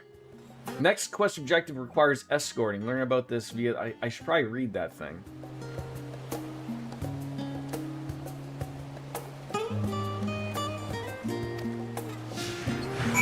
And it went away. No, there it is. Oh, so that's just that again. So are they following me? Okay, so like... I think it's one of those things where they make it sound like it's more difficult than it needs to be. But this means something, that if I'm on this, they have something to talk about? What, Coco? So you can discuss the storage facility, but it wants me to go to the last stand. So I guess we could talk about this, and then they'll have something to say.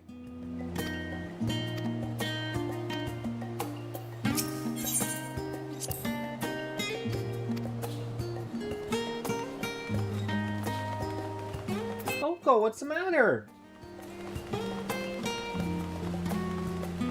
Plenty of people don't have to work with the government or deal with all the bullshit and y'all. You're very lucky. I personally can't stand it, but it is what it is.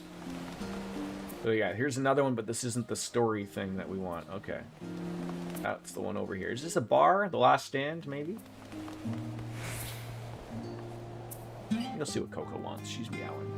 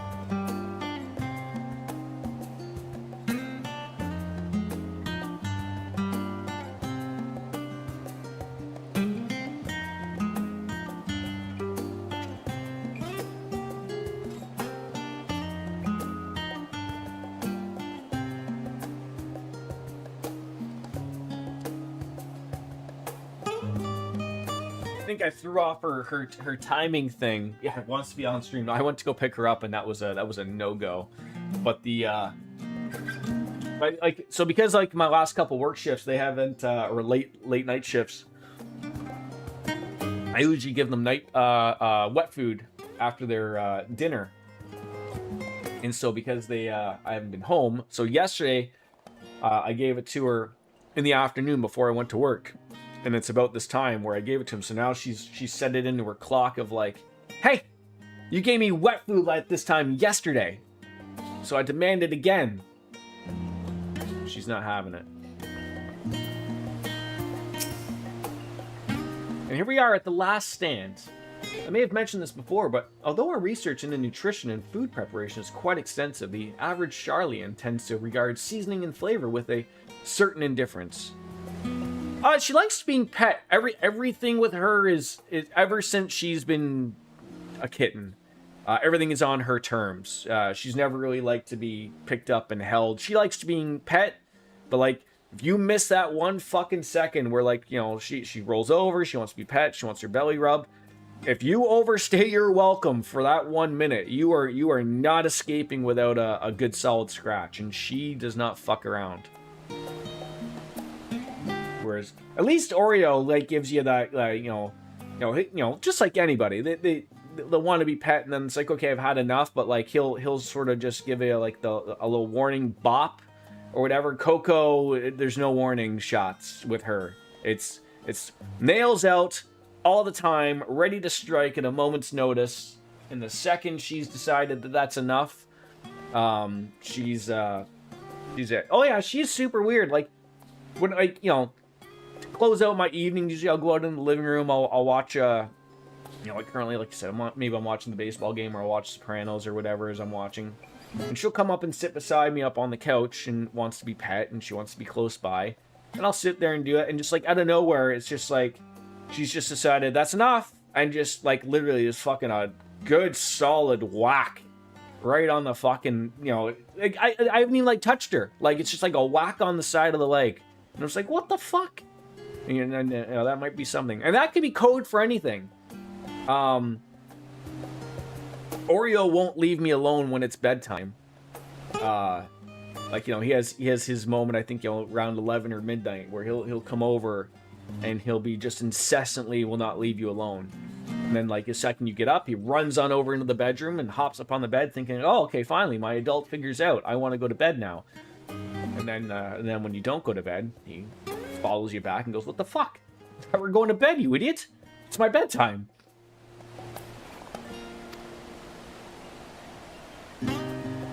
I will say, Biscuits, though, and I've said this before, one of the absolutely wonderful things that you guys have in that country of yours, the United States of America, is you guys truly do have, the options to almost travel anywhere within your country and sort of really get 4 different aspects, which is really fantastic.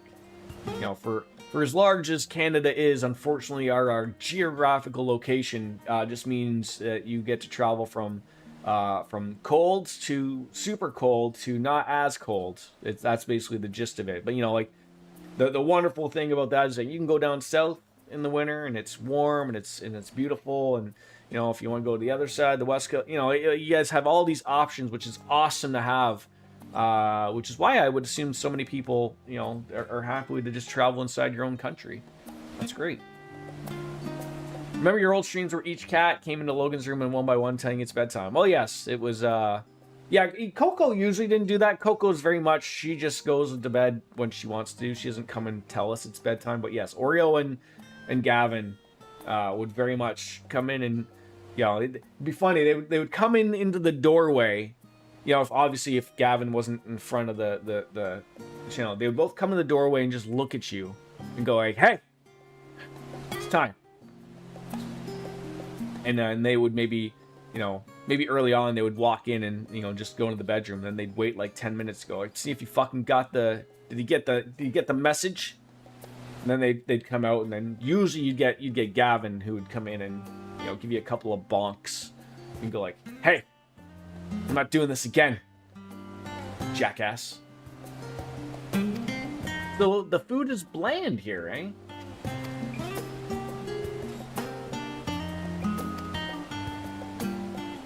A burger is being hailed as what? Oh, typical cheap and convenient. Yeah. And the other thing too, right? Like, again, it's not really linked to saying all of the, one country per se, Cat, but like you guys, I assume, have the European Union, where I'm assuming you can sort of freely travel as long as you have a European passport. And you guys have a bunch of awesome places you can all go to. Like, it's not, I've the furthest west I've been to Alberta when I was younger, and it's, beautiful in those mountains and everything. Like, it is great, but our weather really doesn't change. Like in the winter, it's cold everywhere. And you can't really avoid it because we're not really, I'm pretty south as much as you can get, and it gets fucking cold. Out west, it's like a little bit of avoiding of not much snow, but it's still cold, obviously. So there's none, there's no really avoiding much of it. A functioning aetherite. I mean, how else would I get everywhere here, Kryle? I love the music in this place. That is great. off we go to our next destination. So this is just a little bit of us, like, hey, we're gonna just go over. Did I miss like an area down there? I guess I could have got the harbor one, which I will go and grab. If I forget those, I'm gonna be really mad. It's amazing to be able to play in a place like Italy in 2 hours. Yeah, exactly, right? And I mean, I guess if you lived like rather centrally located in, say, like the US, like somewhere like, you know, like, what's smack dab in the middle? Like Kansas. Not that everyone wants to live in Kansas, but I digress. But I mean, like, that would assumingly be a 2-hour flight to basically anywhere you wanted to go, pretty much. That'd be my guess. And imagine if I decide I want to live there, I don't need a reason, aka a visa. So you can just go over there and live in, say, Italy without having to get like paperwork or anything. Like, it's just that's like the allowance. We've had discussions like that in Canada. I mean, they want us to be a part of the EU. I don't know if we really will. Like, that might be another thing a year down the road. A lot of people have said like that would be awesome for a lot of opportunities like that. But you know, again, like, are there countries in the European Union currently that are not in Europe?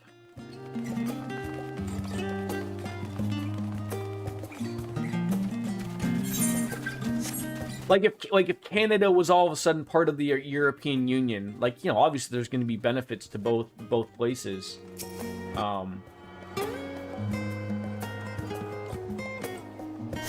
Like our recent things, like I think that's what's bothered the Americans. Well, I shouldn't say the Americans, not treating you guys as a whole. The American government is like, with our trade currently that we're starting with China. They're getting rid of the visas to go and travel there. Like, so if you want to go, like, you know, if you want to currently go there, I'm not sure if they've done it. Like, or I guess if you said if you wanted to previously go there, you would need the proper visa and all this paperwork, and you know, you can freely go there. They're getting rid of that because we're wanting to have some happy trade with China. So it's basically like you just have your passport and you're good to go. I mean, you could argue the passport is a relative visa in a sense, but other places have other more pieces of paperwork that you have to have when you want to travel to them. The EU operates like US states or Canadian provinces that way. You can move between states and provinces whether you want to. It's just going to different countries you need special pay. Okay, yeah, makes sense. Yeah, like again, I guess because of again, the US and Canada being giant countries in comparison to a lot of the countries in the EU. Like, I'm free to go to any province that I want to, and I can work freely. I mean, you know, I don't need like a provincial piece of paperwork. The only thing that changes is, you know, the taxes you pay and your health care. But you know, those aren't hard things.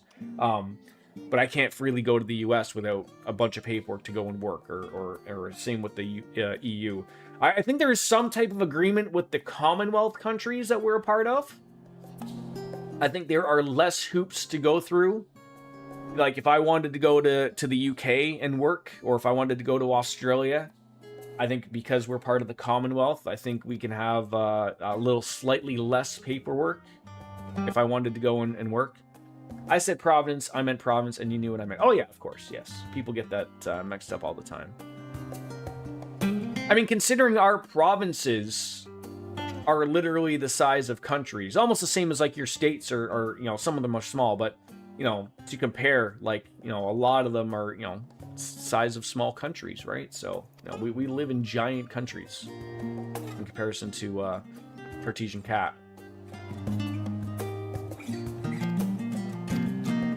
So we're basically just getting the end all be all here of just go yourself and get to a few places.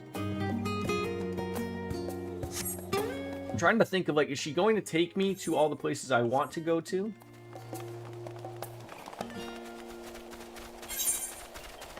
I did have a good chuckle of when the World Cup was happening, because you had all these Europeans come over. And because the World Cup took place in, like, what? It took place in Jersey, Los Angeles, Miami, Philadelphia. And then, of course, it was also in Mexico and Canada. But you had all these Europeans coming over, like, thinking that they could go to all these games and like, oh, I'll just drive there. Like, you know, I'll go from Miami to New Jersey. You know, that's a 3-hour drive, right? Like having no concept of how far away that is. And then realizing, oh no, like I need to fly there. Like you can't drive there. That doesn't fucking happen. Same happens in Canada when people travel over here. They think of, they just forget how vast we are. We have some wonderful national parks, just like America does. And people think they're like, oh, I'll just go to Algonquin Park. And, you know, not realizing that if they fly into Toronto, like that is like a, depending where you go, but give or take about a 6 or 7 hour drive just to get into that park. It's huge. And then they're like, oh, maybe I'll just go to Montreal. That's an hour away, right? Like, no, it's not. You need to fly there, sir.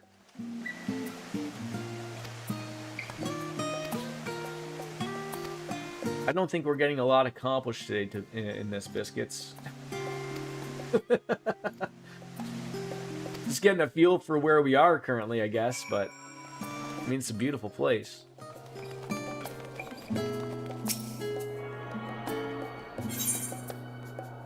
Okay, so it's sort of sending me on the gambit of where we need to go.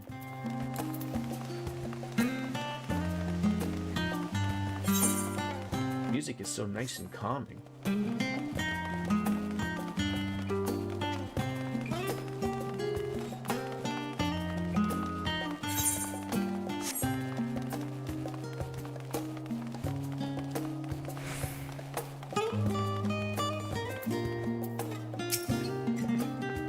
Same way Americans come to Europe thinking they can see everything in a week or two.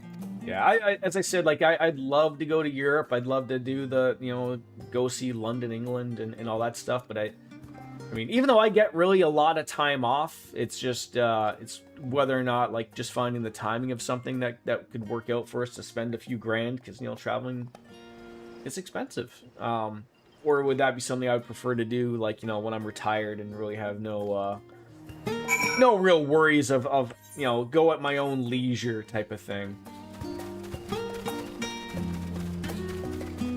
Yeah, like I've said this before, like, people really heavily underestimate, like, just the size of Ontario. I mean, there's the joke of, like, you know, you can be in Toronto and drive for an hour and you're still going to be in Toronto. That's just the traffic. You're not going to leave that. But just get out of Ontario is more than 24 hours from one way or the other, driving wise. Like, our fucking province is huge.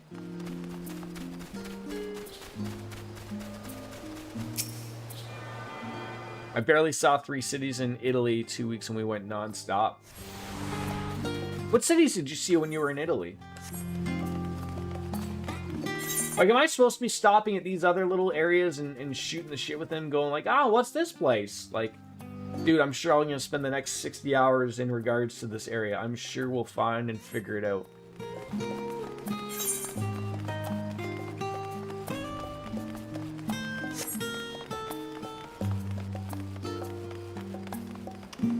Like, the only things it's Rome, Sicily. I'm trying to think what else is another city in Italy I'm unaware of.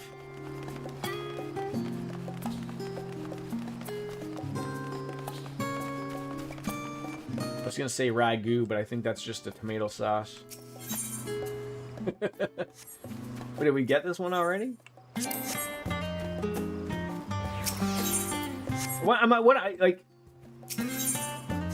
We must already be attuned to this. I'd love to be there for like a half a year. That would be awesome. Rome, Florence, and Milan. I forgot about Florence and Milan. Day trip to St. Moritz, Switzerland to ride the Bernina Express through the Alps.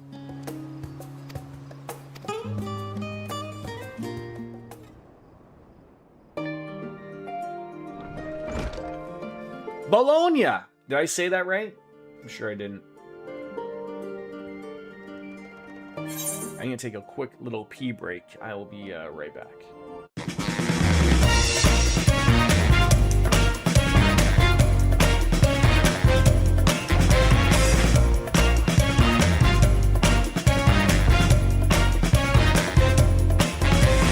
Hey,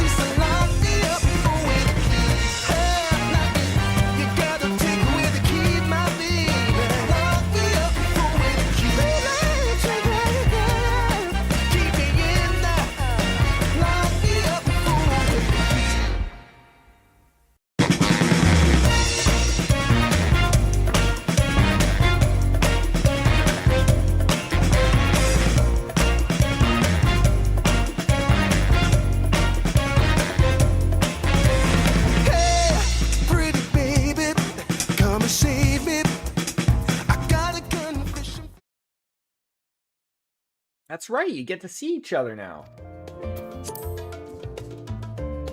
Oh, you're right about the ship. Hello, Graha. It's nice to see you again. And it's a pleasure to finally meet you, Bastion. I've heard many a tale of your exploits. Is that good or bad? Ojika? Is that the right name?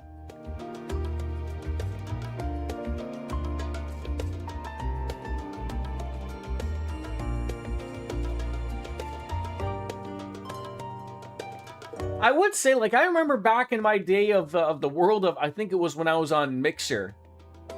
I think it was that's when I used to have my chat on screen. As much as I would love for it to have that, I just sort of think that it just eats up, unfortunately, too much real estate. I mean, quite frankly, I'm not even happy with this guy in this fucking corner half the time, eating up that much real estate. But I do like to think that a stream should have, you know, you should be able to put a picture to the face that you see in here. But I also don't think Twitch likes that when it's being an active part of the stream. I don't really care what they think, but phony baloney should be my slogan. Lothars, how are you, my friend? Don't forget to wave hello to Puddles on the YouTube side of things.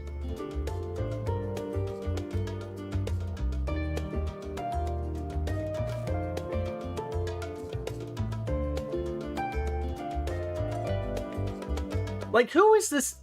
Who are they referring to when they say this Telophorai thing? Like, isn't that just like Xenos and Fandaniel? Like, why do they have a weird name now? Like, when did this exist? At what point in this game was I supposed to pay attention to understand that they just threw out this other name of people? You know, the people with the red masks and all that stuff. I thought they had names already.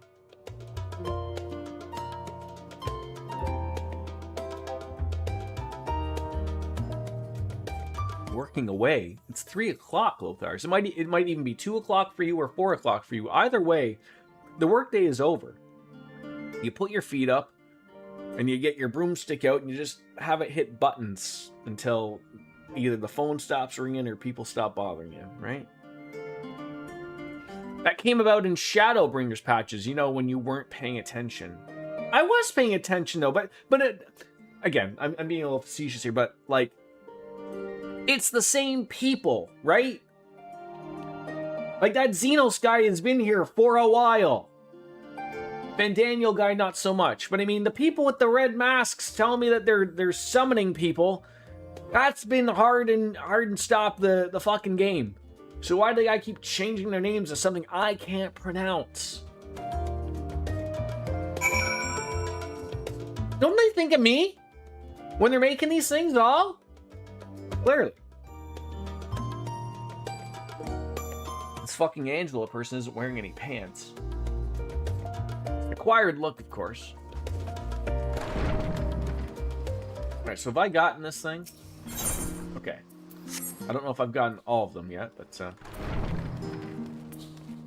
the Ashians and the Telophorai are different, and you know that had you paid attention. No, I think you're wrong. I think you're wrong, miss. Lothars, you miss some ranting and some conversation going on about anal probing in government work. I feel like, you know, as much as I love me some giant spaces here, there's a lot of free space in the middle here. A single Ashian, Fandaniel, is the leader I was of the Telophorai, but they're okay. Thank you. I wasn't really informed that they were separate. Let's get down to business then, shall we? But he still. It looks like he still works for Xenos, though. Right?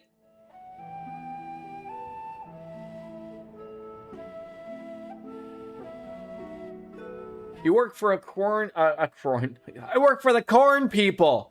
A crown corp and all government is a house. Yes, indeed.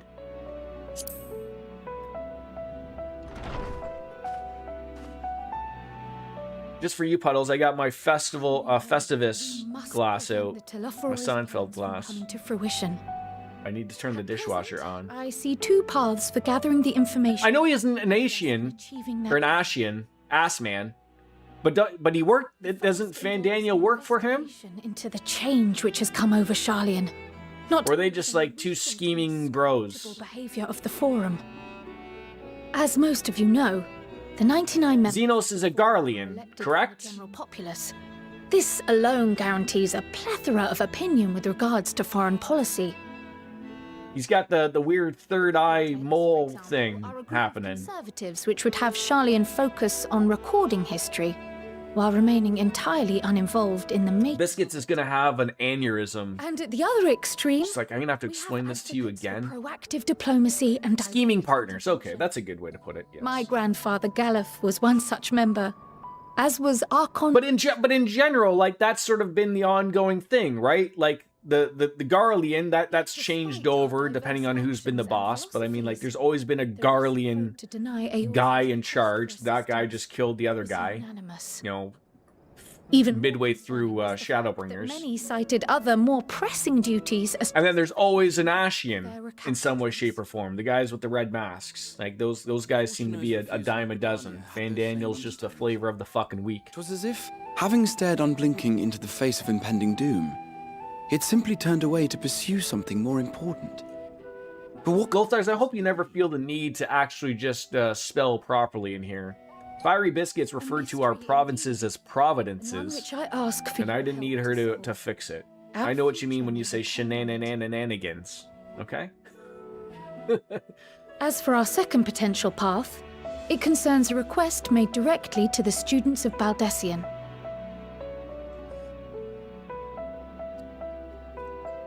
Is Providence a state, primarily to study, or is Providence a city in Rhode Island, I want to say? Mysterious relics and ruins, arcane disturbances, and... Providence, Rhode Island. That sounds about right. Compared to our more isolationist Charlian colleagues, we... This screams of like a teenager's bedroom with a bunch of posters from 90s bands. For the unknown. And then they have the map with the pincushion of all the places they want to visit. Comes from one such acquaintance, right? Nadana, I was a teenager once, residing in 1,000 years ago. Her missive describes the Saskatchewan, yes, and the subsequent summoning of what I can only assume is a lunar primal.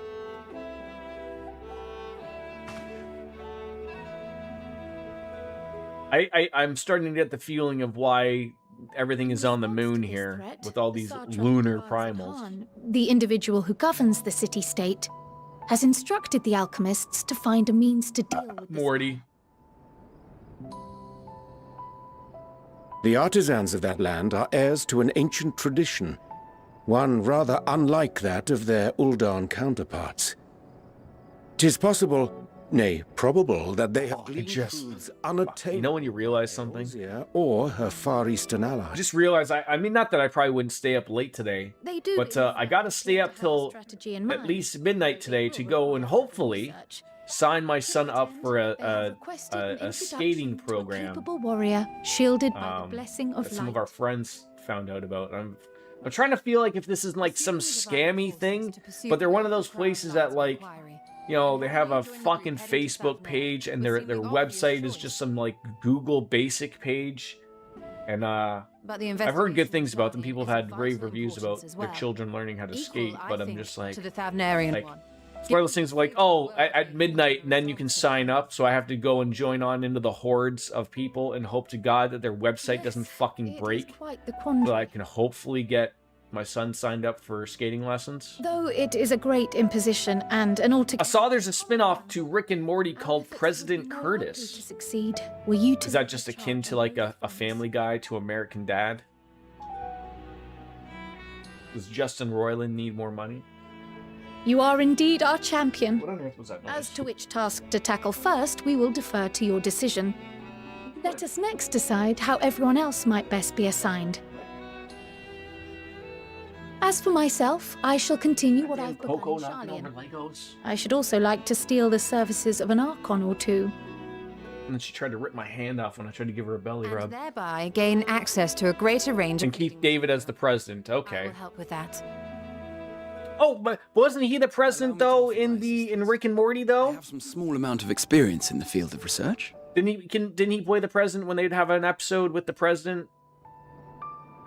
He's a fantastic guy. Alize and I would also like to help, if you would have us. Which is why it's the same. Oh, okay, that makes sense. Duh. To understand even a Jordan, slap yourself. Father and the forum might be thinking. God damn it. Of course, the more the merrier. And then, well, quite frankly, that wasn't even a good slap. You guys get a free one because it didn't really come through. Oh! God, that was good. Thoughts? Objections? Someone is paying attention, right? Someone? On my way to infiltrate. Tell me what's going on. And though I'm not qualified to give a why are there monsters and why are they from the moon? Sense of where things lie. I'll be happy to have you along then.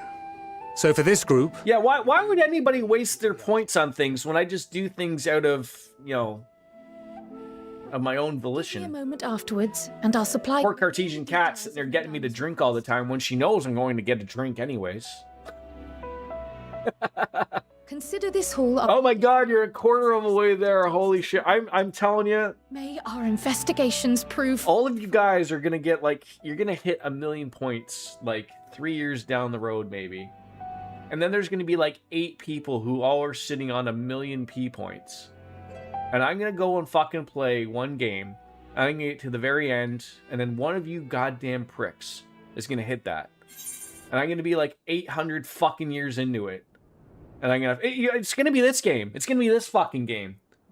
Where I'm going to have to fucking make a new character. 5 o'clock somewhere! I'm going to be at the end of fucking Evercold. Thank you, Kat. I did fill one up just for you. Not necessarily, but... I mean, I guess Cartesian Cat, though, you are correct. I do have some rules. Not many rules around here, but I do have rules as to what... You know, like, I don't like drinking before someone hits that for me. So... I'm the final boss. I'm the Rock, currently.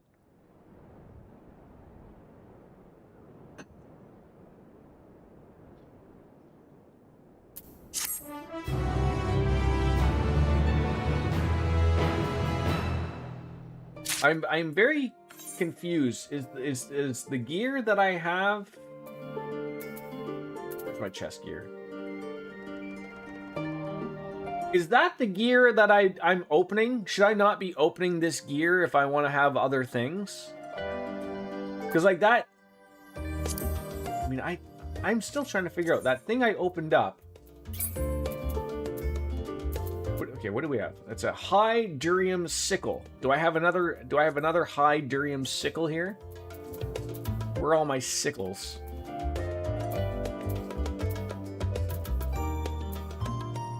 No.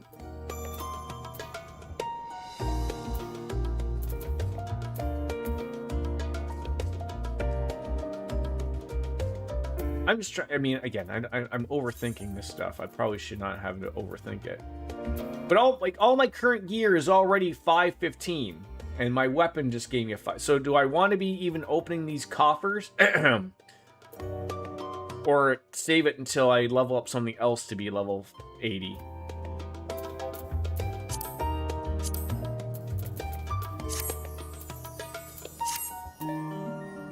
Oh, multiple people to talk with. For Thavnair bound. What are you giving me? An Amra lassie. He's eager to set forth for Thavnair. Okay.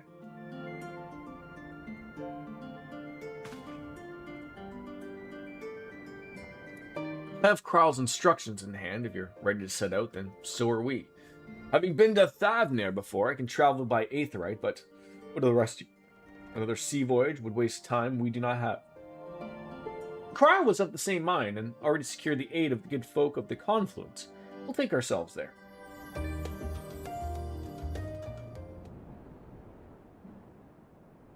Confluence, thou sayest. I'm afraid so, my friend. You want to bring me in onto the Confluence here? Thou wilt recall the hunt for Iceheart, unto whose sanctuary we delivered thee owing to the knowledge of the comrades Mo and Brita. Mo and Brita was an authority on atheology, a field of study she did embark upon in pursuit of her parents' example. Both are authorities in their own right, and both are researchers at the Confluence. Haven't you gone to see them yet?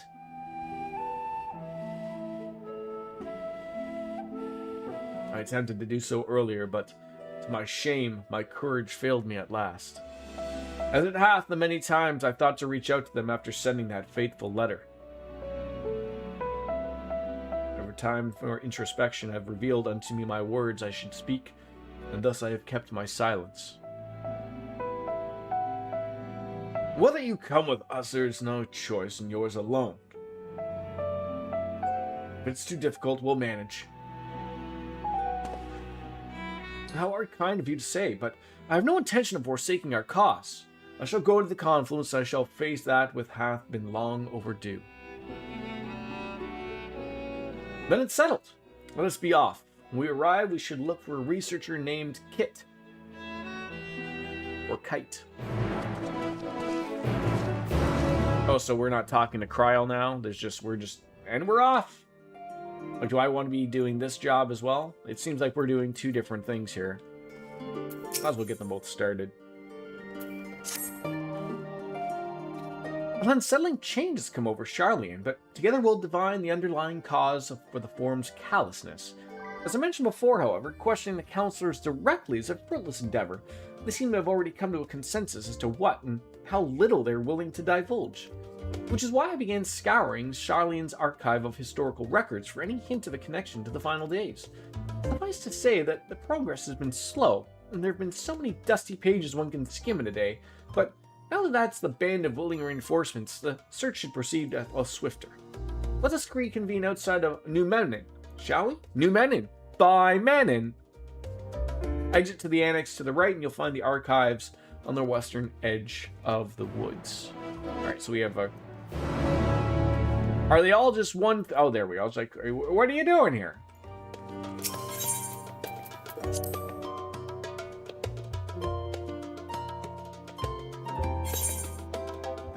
Alright, just a couple places to go. Ah, Lemender, I could visit you.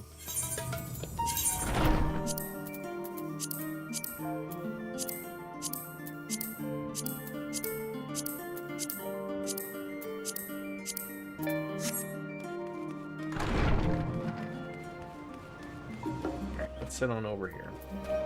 And I ran. I love that the red panda just sits on my head. It's great. It's a wonderful place. As with every MMO, the outlying problem of this, and this isn't a Square Enix problem or anything like that, it's just that, like, these cities become dead because people are playing the new content, right? There's no reason for them to return to this. So it's sort of unfortunate of that you just don't see a lot of people as you would, per se, like if you were just in Gridania, Implemensa, or Ulda. Alright, that is not all of them probably, but...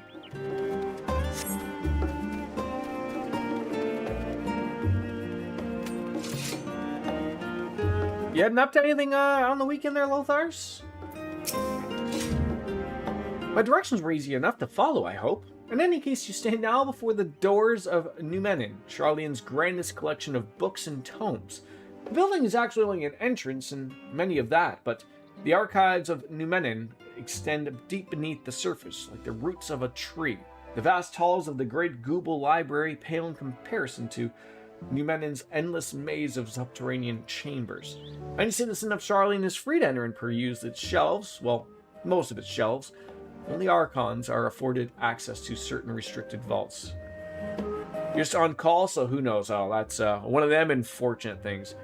I would like to get to organizing your office, since sometime in September we are getting a chimney removed. Do you just have one chimney? I assume that's like in your living room? I assume you don't use it if it's being removed.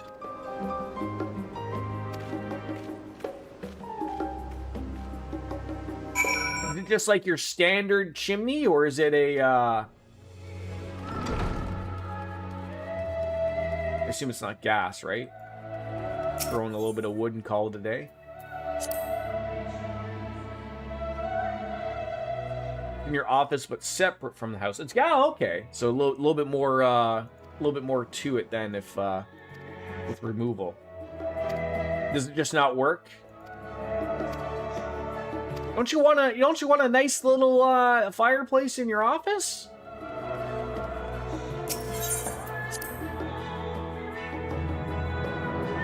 Separating from the house. You can't expect me to read these fucking books. Are you kidding me?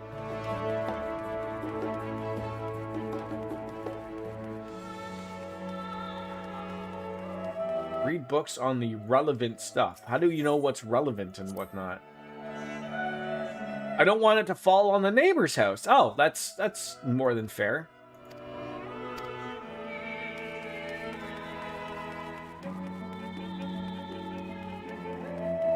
So anything that had to do with a color, I didn't care. So let's see. Read this one.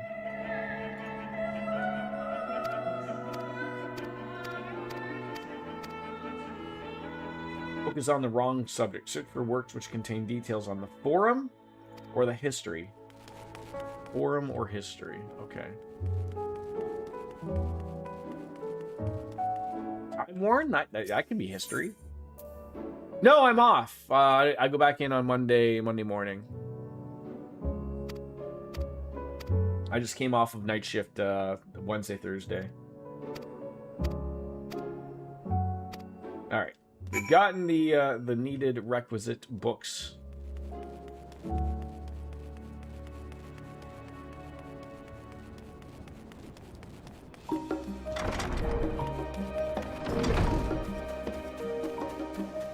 The Studium. What fucking name is that?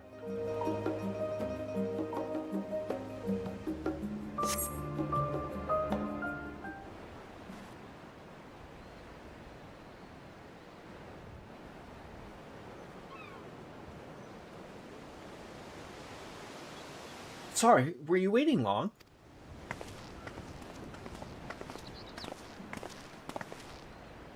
Wanted to make sure I borrowed at least a few promising volumes. Alphnode and Krile should be along shortly. I was delayed in similar fashion. As far as I could see, no titles in the Archon stacks mentioned the final days specifically, so we had no choice but to start with the tangentially relevant tomes, if they are even that. At present, the plan is to skim through as quickly as we dare and share our discoveries as we make them. It would be nice to invite everyone into the estate, but plenty of comfortable places to read and a ready supply of hot tea. Oh, I always was quite fond of reading outside. But it's not all about the little pleasures. You miss your home. It's been difficult. After our arrival, we managed to speak with one of the family servants and ask how things were. It seems our dear father has instructed the staff that even if Alphnode and I were to return to Charlene, we were not to be allowed across the threshold. Are they part of, like, is it like a royal family that Alphnode and Alize are part of? Like, I'm trying to think of where would I see their giant castle? I assume it's there. Is this like a Prince Harry situation? We'll mend this rift one day off at a time. What of you, Graha? Have you been able to visit your family, or do they not live here in the city? My situation is a little bit more complicated. I was raised in Charlene, yes, but I was born rather further away. In the southern reaches of Islabard, in fact, generations my people have dwelt in Corvos, the coastal region opposite the island of Thavner. The Alligans founded a city in the fertile land and by ship brought in the subjugated tribes of the Mikilto to serve as laborers. Of course, the massive earthquakes of the Fourth Umbral Calamity brought an end to the Empire's reign, and when the Fifth Calamity froze the seas solid, many of the tribes still living in Corvos braved the journey back to Eorzea. My ancestors, however, chose to remain, that they might prevent the remnants of Allagan technology from being misused. Isn't Corvos under Garlean rule? In the past 50 years, yes. Some semblance of local culture remains, as is the case for most imperial provinces, but Garlemald renamed the region Locus Amonis. When I was a boy, a nearby town came under the jurisdiction of an illustrious imperial family, the nobles of House Darnus.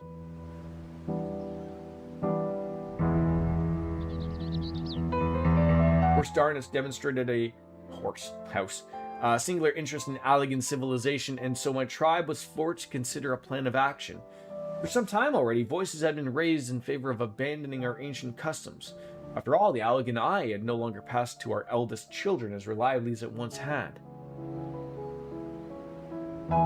Fear of discovery eventually tipped the scales, and that decision was made to bury our ties to the knowledge and traditions of Allag. As the last child born with the Allegan Eye, I was given over to the custody of friends and the students of Valdesian, who had me registered as a Charlayan citizen. I never even considered. Forgive me, it was an unkind question. Even Thagward was taken in by Archon Louis Sois, was he not? Stories of adapted waifs and rescued orphans are more common among Charlians than you might think. Yet regardless of our origins, we are all provided with an equal opportunity to learn, and with sufficient perspicacity? What? We outsiders can even earn the vaulted title of Archon. This is exactly why I have such love for this country, and why I wish to remain a nation of which its citizens can be proud. Hear, hear. Another good reason to get to the bottom of the Forum's stubbornness, aside from the trifling matter of our impending doom, of course. Excuse us while we try to make some headway into these books. More company should be arriving any moment now.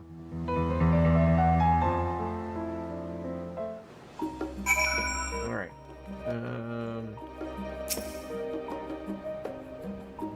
Wait at the designated location again. Because why not?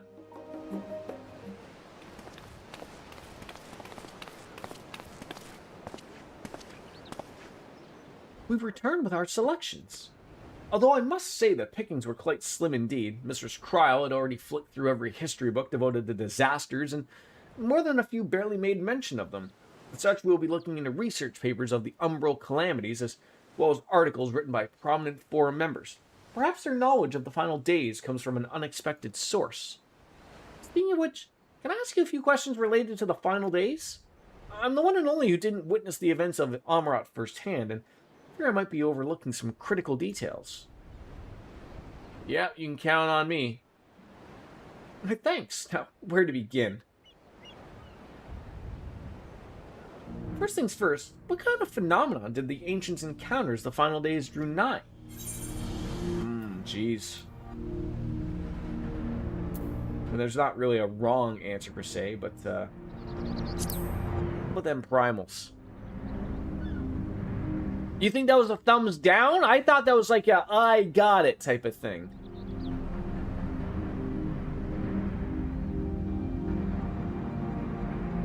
Interpretation is open for the course, of course.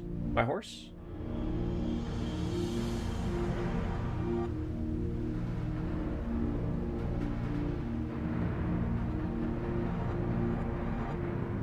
So, when they speak of the final days, are they referring to the like the Realm Reborn calamity?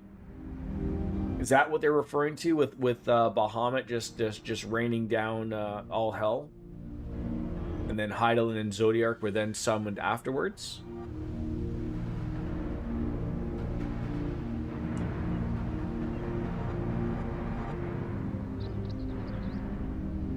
I really gotta say, I don't want to piss you off, Biscuits, and I know you sort of don't care. I'm trying to fight the urge to not change up my character back to Catboy, because I feel like the potato experiment has run its course.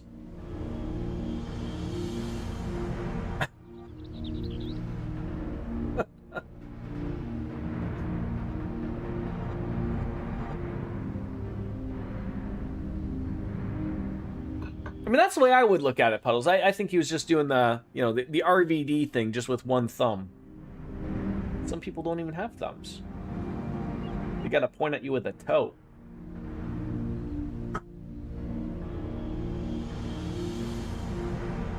They say it began with a keening sound from the land itself. Just throw it to Alpha Node. No, I won't be that rude.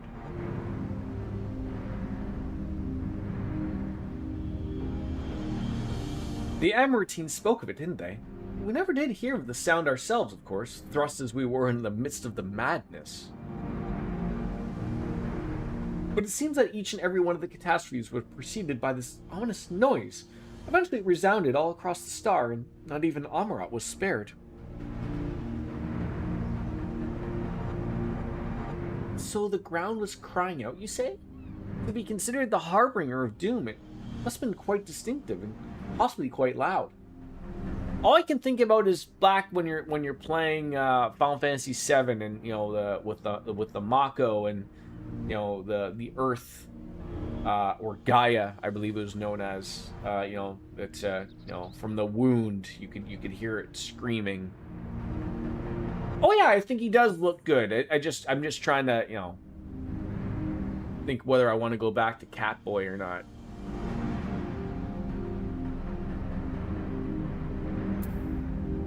What will they say? They knocked Dalamud from the sky.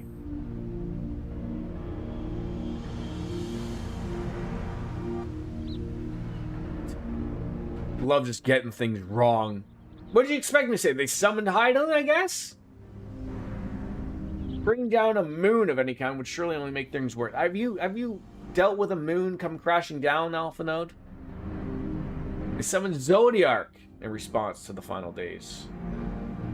I was going to say Hydaelyn, so I would have got that wrong anyways, but I wanted to see Alpha Node get a little upset. It seems like nobody really knows what happened in the days of yore.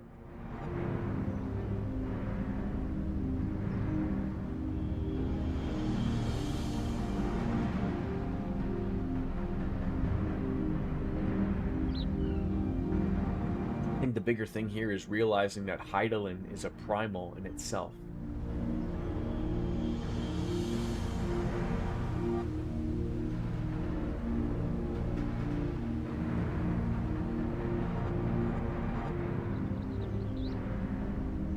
What's FFN playing nowadays, Lil Thars? Now that we got a detailed review from Kryle, so we have an understanding of the events. It does make me wonder what the Telephoroi truly mean when they speak of bringing back the final days. They want doom in construction. They want construction days of Ontario. You know, we have 2 seasons here. We have construction and winter. Are they attempting to mirror the conditions caused by unstable creation of magics? Or are they simply just using the final days of a figure of speech? I feel like that's one thing you don't want to test people on. But it's all pointless conjecture. Let's return our attention to the forum. Keep an eye out for Y'shtola, but this time we begin studying these research papers. I assume we're going to go now to the other side. Oh my god, how many times can we just keep hitting this? I mean, was this part of the option of just like you chose who you wanted to go with and then they're just going to keep coming back with me with more lore drops? I don't think so.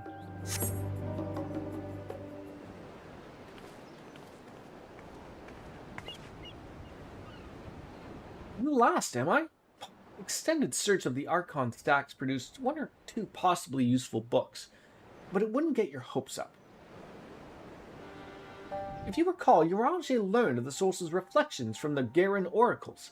For its potential to cause panic and confusion, that tome was deemed apocrypha and sealed away in the Great Google Library? Why do they gotta use words that don't exist?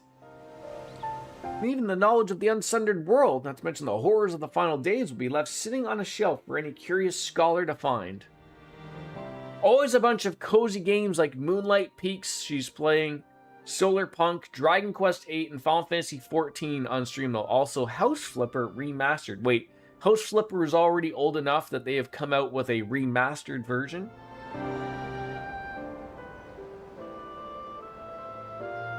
How's baby cart puddles?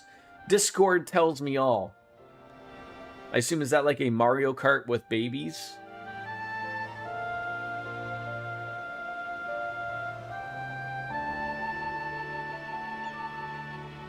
I mean, I guess I can say my next game that we will play after we're finished with Daybreak, we're gonna play Yakuza 5. It's been a while since I played a Yakuza game, or Yakuza.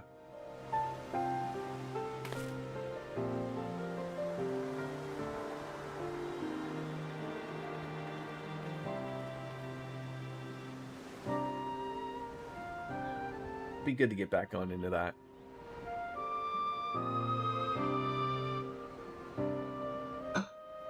We labor for what feels like as an age.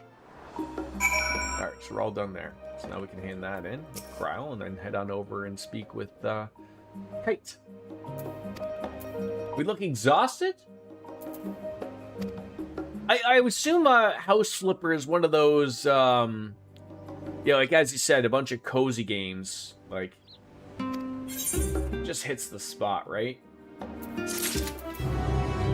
Oh god, you have another quest here? Alright, let me grab this one from you. Like a power wash simulator, if you will, right?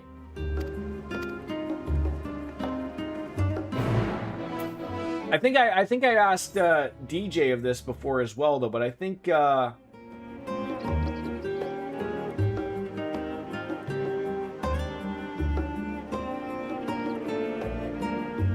I remember reading this myself when I was looking at like how long to beat. I think Yakuza or Yakuza 5 is the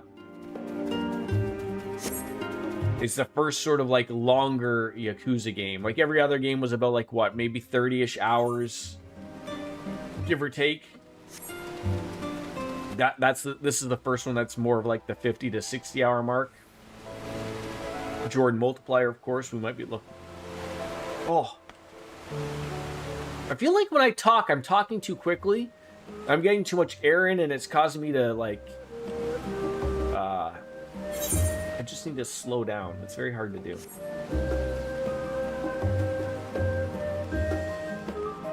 Just talk normally, Jordan.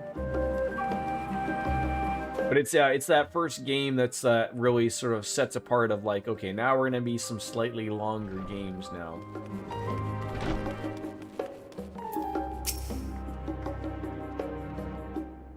Like I've wanted to play them just to get to the, is it number 7? That is the like the one that starts to be like a proper I don't want to say a proper RPG, but that's where they go from being like a beat 'em up, if you will, to being like a Japanese RPG of where it's just like, okay, now it's a traditional turn-based battle system. It's like I've always wanted to play that.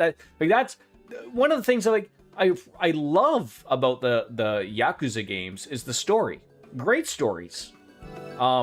But I'm not the biggest fan of beat-em-ups. Just something that's just well beyond my time, I think. I liked beat-em-ups when I was younger, you know, in the Double Dragon days, or the Final Fights, if you will. Even to a lesser extent, your Shenmue. But just not my cup of tea right now. So, like, that's why I dumbed down that difficulty in those games to dirt easy. And I'm just out there to have fun. Because I think that when I played... Oh, I'm trying to remember what the very first one played. It was Yakuza 0. I think I tried it on normal, and I was just like, I think like the first boss fight, I was like, oh, like I don't want to keep doing these fights all over again. Like I'm not interested. Like I'm here for the story. I'm here for a particular reason, you know. So that's it. So I had them, or I don't want to say I had them. So Y2 Cloud, Luigi with a squeegee. He let me borrow, I think it was Resident Evil 7. I gotta give them back to him. I mean, they're his fucking games. I mean, I don't even play them. I don't even have my PlayStation hooked up over here. But he lent me that and all the Yakuzas, the remastered collection, and then 4 and 5. And so my intention was back then was to just play them and then give them back. And then I was like, ooh, it's been a while since I played it. So I picked them up on the PC. I think I got 5, 6, 7 currently right now, I believe, or 5. No, I get 5, 6, 7. I did buy that because the 7th one was the 8th one is the new one. I'm waiting for that to go on a sale, and we'll buy that one. But yeah, so I've got them all on Steam now, so I don't need to play them on the PC. But the problem is with the PC now, and I completely forgot about it when I bought new monitors, 1440p, 2K resolution and a better, like, so I was just rocking some 1080p 60 basic bitch monitors, so I never realized my my capture card is only 1080p 60 max. Not that that's a problem, but the problem is when you hook it up, unless maybe I'm missing a setting, like what I'm trying to think of, like I'm trying to think if there's a setting that I'm just maybe missing.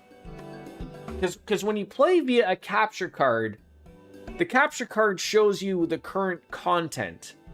And I'm trying to find a way of, like, there's got to be a way for it to work of, like, spitting it back out to just 1080p 60. Because that's what everyone sees right now. Like, even though I'm playing a PC game, I don't have the hardware for me to show you guys a 2K stream at 60. You know, Twitch is, you know, and YouTube are very hard with bit rates to really show a 4K or a 2K stream at 60. So, you know, almost everyone, even the people with really good hardware, just dumb it down to 1080p 60. So that's not the problem. But the problem is when I go to play my Switch 2, which is 2K, I know that they just updated some things with a handheld mode.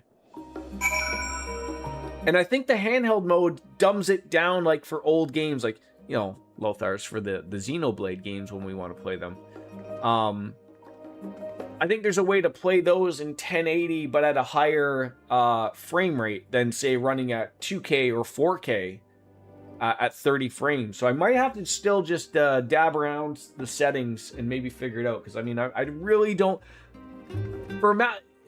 I really don't want to buy another capture card when the only system I have is a Switch 2. Like, it made sense for, like, you know, when I was using it for the Wii U, the PlayStation 4.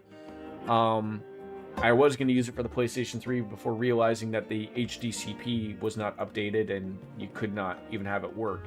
But I'm done with consoles. So, like, I don't know if I really want to buy a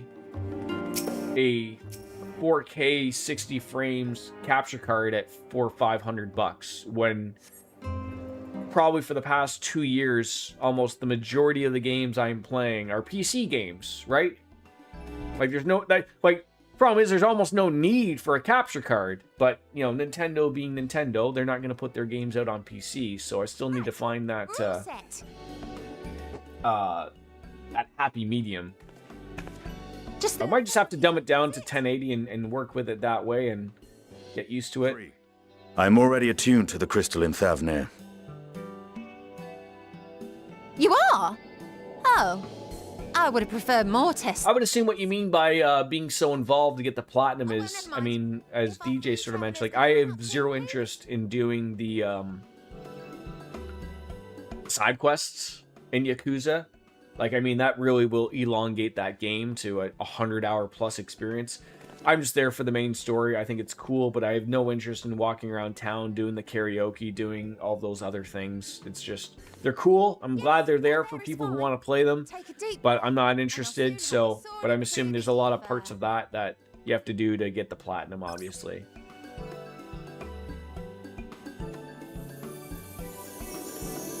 What are you doing to us? Oh, one last thing. You might experience a teensy-weensy touch of violent, ethereal... Oh, great. We're gonna vomit comet everywhere. What? What?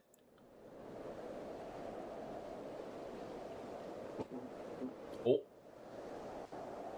Careful you don't shit yourself, Jordan.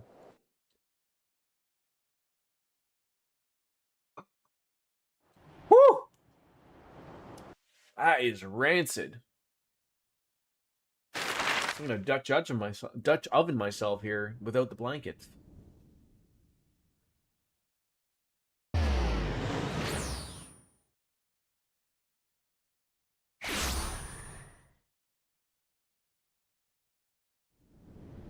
I can see why we didn't take a boat over there. That's pretty long ways away. Look at this tropical paradise. The city-state Rad's at Han. Rising from the nice beaches of the Bounty, this Isle of Plenty serves sign me up ground for a conflict between two peoples. Their cultures bled into one another until a unique amalgamation was distilled from the chaos, in a process not unlike their precious alchemy. That is 4 o'clock. Fuck, I gotta do some grocery shopping still. Once solidified as a single nation, an adamant stance of neutrality Morty is at bay. For a time. I mean, I feel so bad. I know I didn't really accomplish a lot today, but I feel like now across this time escaped me. Creeps a fog of malice. What choice do you have? Is this that sickness coming in?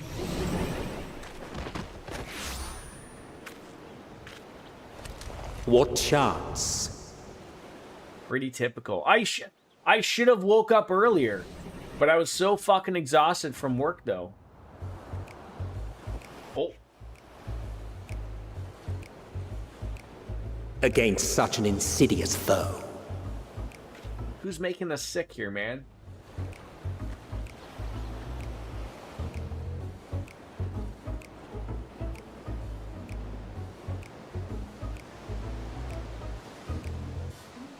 I feel like this is just would be a good stopping point. Oh, we've all been there. Haven't we?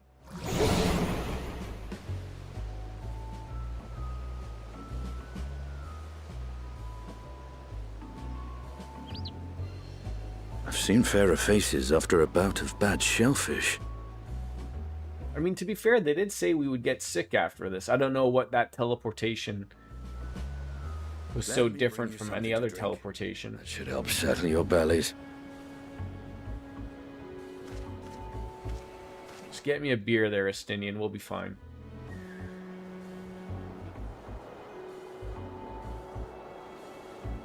There was a note with Kryle's instructions.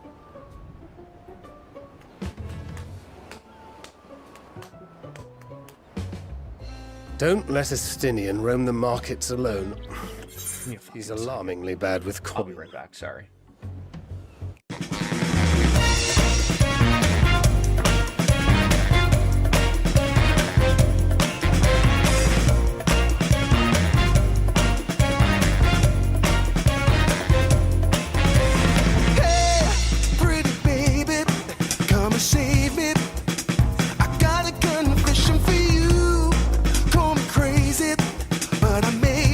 Committing a crime of the first degree.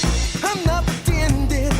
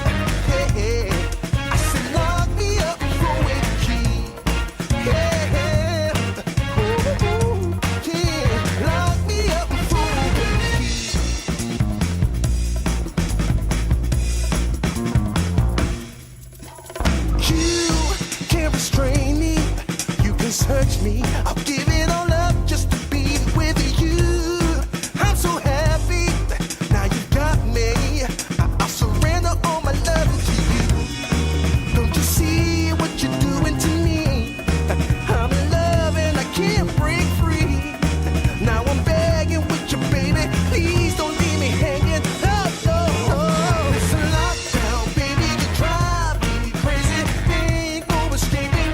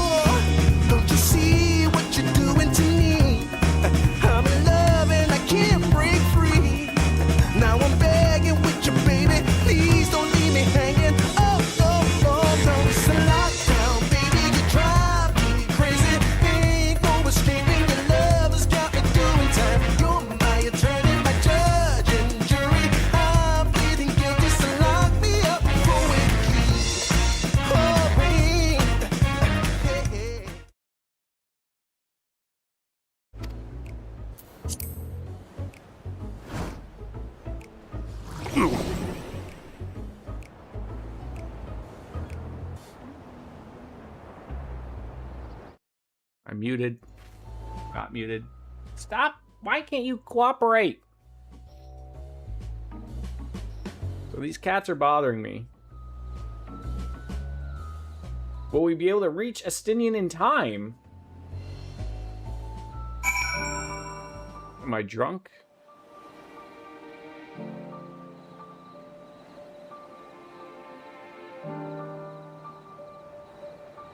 I think I'm gonna bounce out, my friends. I'm going to, I got some shit to do that, of course I lose all the aspect of time. Larry just told you that Estinian is not to be left alone in the markets because he's bad with money. It's like, will you making it? Oh, like, is this like, I mean, I assume I don't really have to go there, like, at this point in time. It's a quest thing. But, I don't know if I'll stream tomorrow. I plan to. But, I gotta get some stuff finished beforehand. In Trail, so that I don't have to waste the entire stream of running around talking to NPCs that are irrelevant. What's the matter? Why are you burying your head? Are you embarrassed? Are you embarrassed? Huh? Come on, show yourself.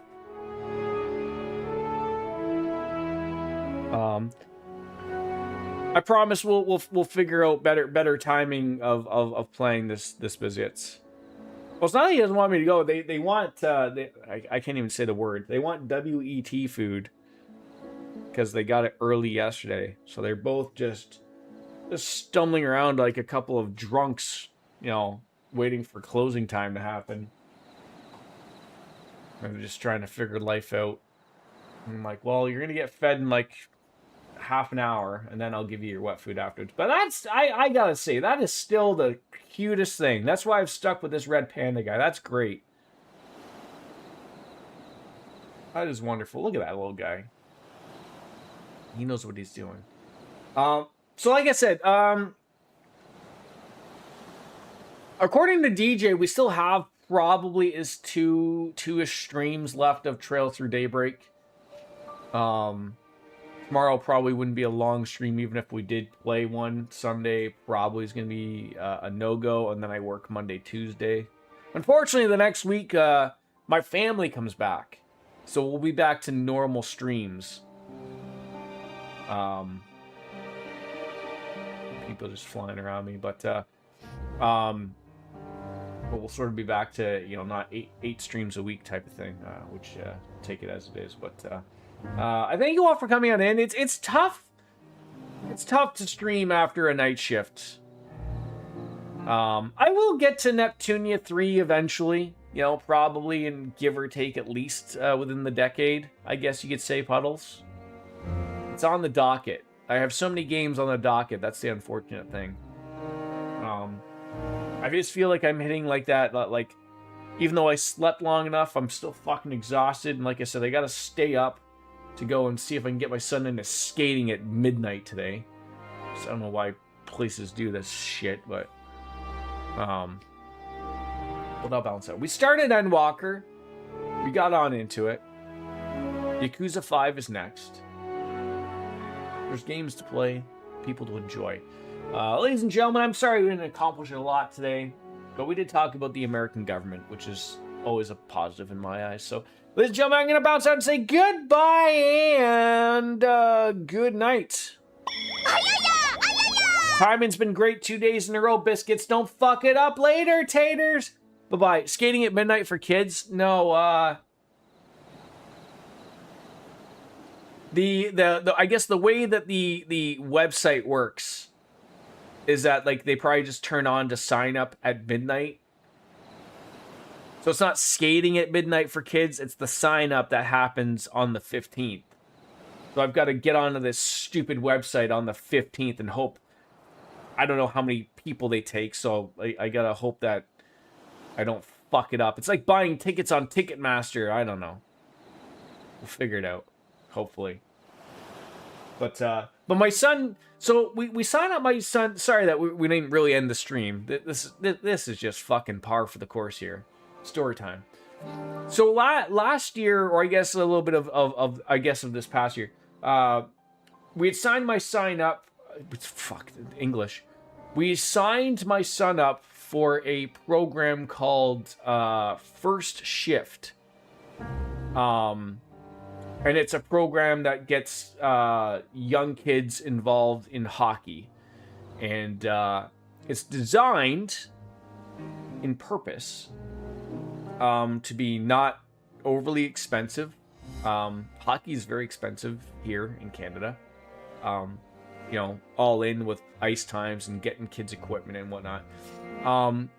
But its design is to get kids interested in the sport of hockey, getting them ice time, getting them all of the gear, and I think it was like 10 times on the ice for a good cost. I think like in the end it was give or take maybe $300-400. But he got all of the equipment to play hockey and ice time.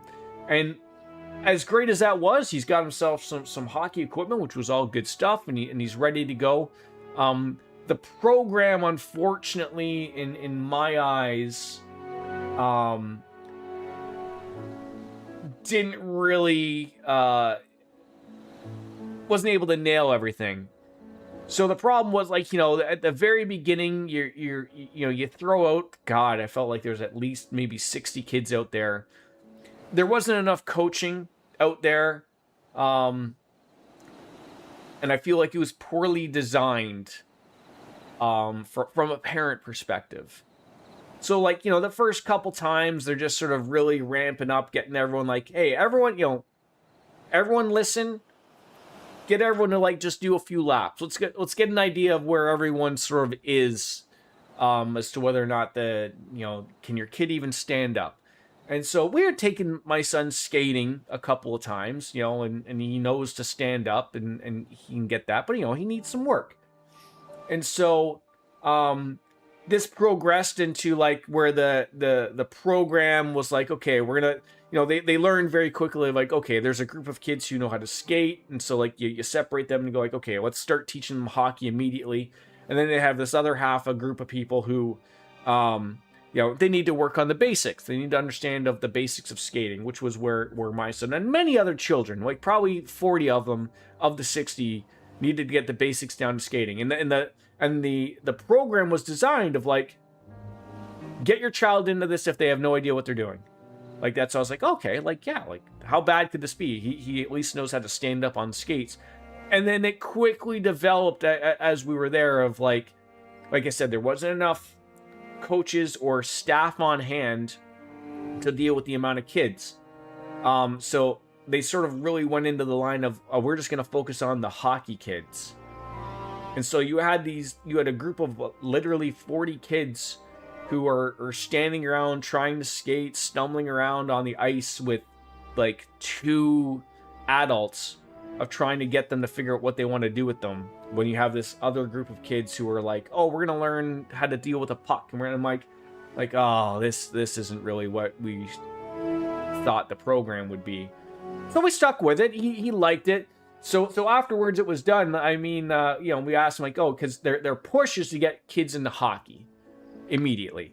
So it was just like, you know, the program ends and, you know, you're getting feedback from the coaches, like, okay, program's done. Everyone did great, you know, as if they just ran it through ChatGPT without really looking into anything. And, you know, here's the sign up of where you want to take your kid going into hockey and sign up there. And I'm just like, my son can't play hockey at his age. Like he can't just go right into a hockey program. He doesn't know the basics. He barely got skating down. So I emailed them back and let my feelings known on how the program was run, and I didn't like it. One of the main concerns that I had was, you didn't have enough staff out there to help the kids who needed help. And you had a bunch of kids out there, literal kids, like we're talking like you're 14, I'll say high school kids. Here in Ontario, when you go into high school, you have to do, I think it's 60 to 80 hours of community volunteer service. And so, like, that can really loosely be based on anything. So what happened was is that you get a bunch of these 16-year-old kids who got told they could get their volunteer hours if they came out and taught these kids how to skate. Spoiler alert, as you can know where this is going, the 6 kids that they brought in to help with the children couldn't give a rat's ass. They skated around on their own, shooting pucks on their own, fucking hot dogging. They weren't helping anybody. So, yeah, like that was my annoyance. Like, again, like, you're already out the money. You're under the assumption that these other kids are gonna do good and teach the younger kids how to skate, and it just turned to like, oh, I'm watching 3 proper adults trying to hoard 60 kids to figure out what they want to do, and these other 4, 5, 6, depending on the week, of high schoolers who are just here for their hours, hot dogging, doing nothing to teach the young kids. And so, like, I sort of said, like, you gotta have a better way. Like, it was a lot of money to relatively get him into some hockey gear that he's not going to use for a year or two. So that's why I've adjusted into this proper skating program where, it's going to teach him how to skate. So hopefully he gets, it's supposed to be for 20 lessons. So that's probably more than enough for someone at his age at 6'7", to probably get the basics down of skating, and get him into hockey. Because he did say he wanted to play hockey, but he wanted to be able to skate better. So we said we'd get him into a skating program and get him to skate better, and then he can go into hockey. I never even played hockey until I was 10, which is like blasphemous for a Canadian, it would sound like. I knew how to skate, I think from when I was like 6, 7, and then I didn't play hockey until I was 10. So that's sort of like the thing, and I think I relatively am a good hockey player. People tell me I'm good. Nobody pays me to play, but I think I'm good at it. So, I mean, it's no really worry of getting your kid in at the age of fucking 3 to learn how to skate before they can walk type of thing. But yeah, so the hope is to get him signed in for this this program to get his basics down for skating so that the following year, when he wants to play hockey, he can. And he'll be much better than the previous program gave to him. So, but yeah, but the sign up is at midnight because that's what it is. And I'm like, oh, I just hope I'm able to get him in, and it's not like, I'm hoping at like 12:01 by the time I fill out the stupid form, it's just like, it's there's too many people. Screw you. And I'm like, fuck. I mean, there's multiple programs that exist, but. This was one that was told to us by friends that they took their sons in, and they liked the program. So I would like to be able to do that. Regardless, after that long-winded exit and the ayayas, I'm going to finally bounce out. So later, folks. Have a good one. Maybe we'll see you tomorrow with more trails, but enjoy your weekend regardless. Peace. Step on many peanuts. Yes.